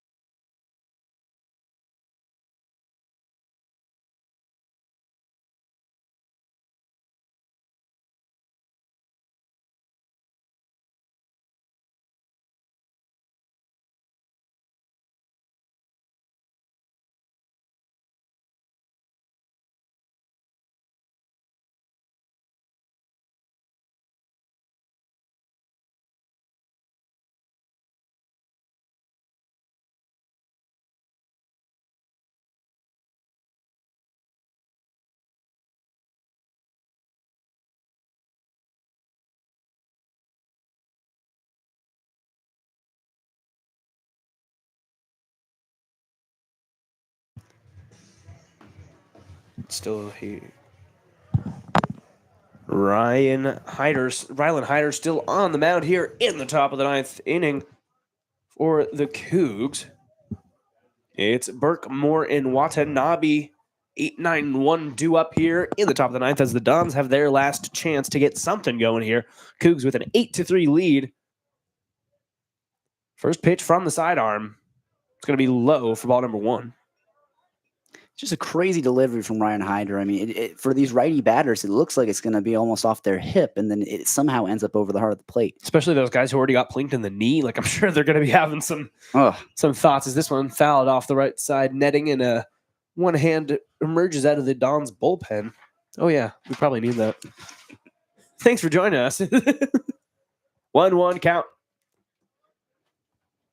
Cougs looking to take the first game of this one. Burke, big swing and a miss for strike number 2. You'd love to see Hyder just close the door on this game right here in the top of the 9th. Good opportunity to just close it out. Easily. His pitching motion looks like he's shutting the door. Might as well do it in real life. Let's do it. Next pitch, 1-2. That's going to miss just outside for ball 2. He evens it up at 2-2. Burke, a freshman out of Phoenix. Couple of freshmen on this team. Very young team. One freshman, sorry. Freshman and a sophomore. Big swing and a miss. Strike number 3, foul tip into the glove of... Did someone come in and... Did we have a replacement? No, it's still Noah Thine. It's still Noah Thine. Okay. It looked like a 16 for a sec. I didn't see the 4 of the... Second strikeout for Rylan Hyder. Yeah. Brings up the number 9 spot hitter, Moore. Over there in right field today, Tyvon Moore. 0 for 3 on the day, a ground out and 2 strikeouts. The first pitch fouled back, and this will not be more, actually. It's going to be a pinch hitter. It'll be number 4, Matteo Bellissimo.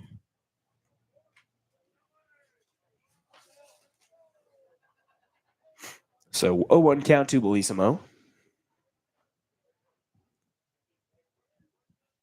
Big swing and a miss for strike 2 as he'll fall behind 0-2 pretty quickly. That was a beautiful off-speed pitch there.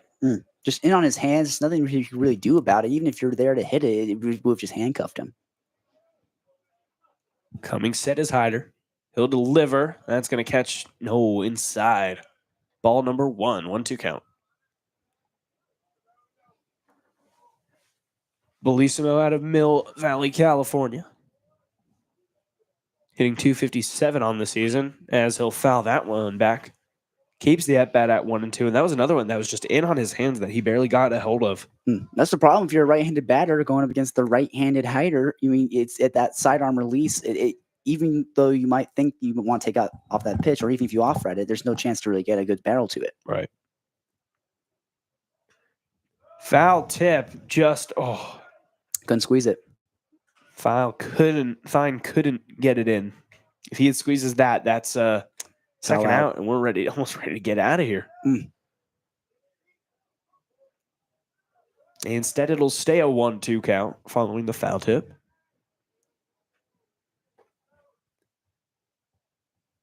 Delivered low and in the dirt, evens it up at 2-2. That's definitely one you want back if you're Hyder and Fine as well, because that should have been strike 3. He cut on it. It went almost right into your glove. He just couldn't quite hold on to it. 2-2. Delivery from the sub one.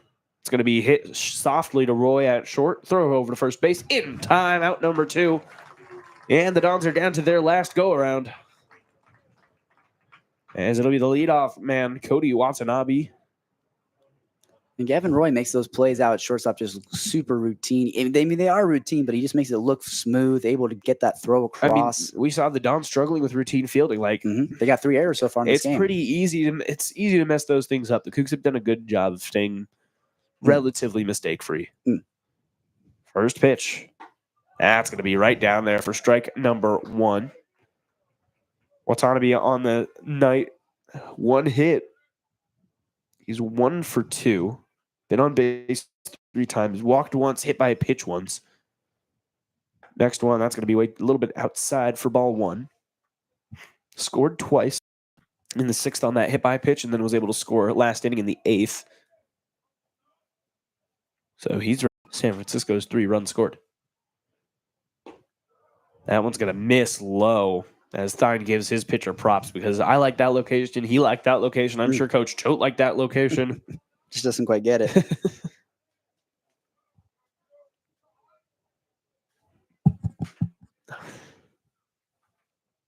Here comes the 2-1. That's going to catch the zone for strike number 2. This umpire really likes his delayed calls. Absolutely. Keeps us waiting and guessing. Jeez. Don's down to their last strike here. They are. Hyder trying to put them away for the day. The 2-2. And he got him looking to end it. 8-3 is your final score as the Cougs fend off the San Francisco Dons. The Cougs advance to 13-19 on the season. San Francisco will fall to 14-19. And I believe they play again tomorrow. Do they? The Cougs? No, they don't. This is a one-game thing. Cool. Exactly, yes. One-off game, non-conference game. Well, right. Okay, I keep forgetting. It's the West Coast and the Mountain West thing. Yes. The fact that we're in different conferences for different sports always throws me off. Yeah. I'm still in basketball brain. Cougs get it done behind. It was a little bit of a rough start for them, the pitching wise. They get through two or so innings before they bring in Ingmar Hutson. Ingmar Hutson. It's the second Z that gets me. Exactly. Ingmar Hutson. He's able to go 6 really solid innings.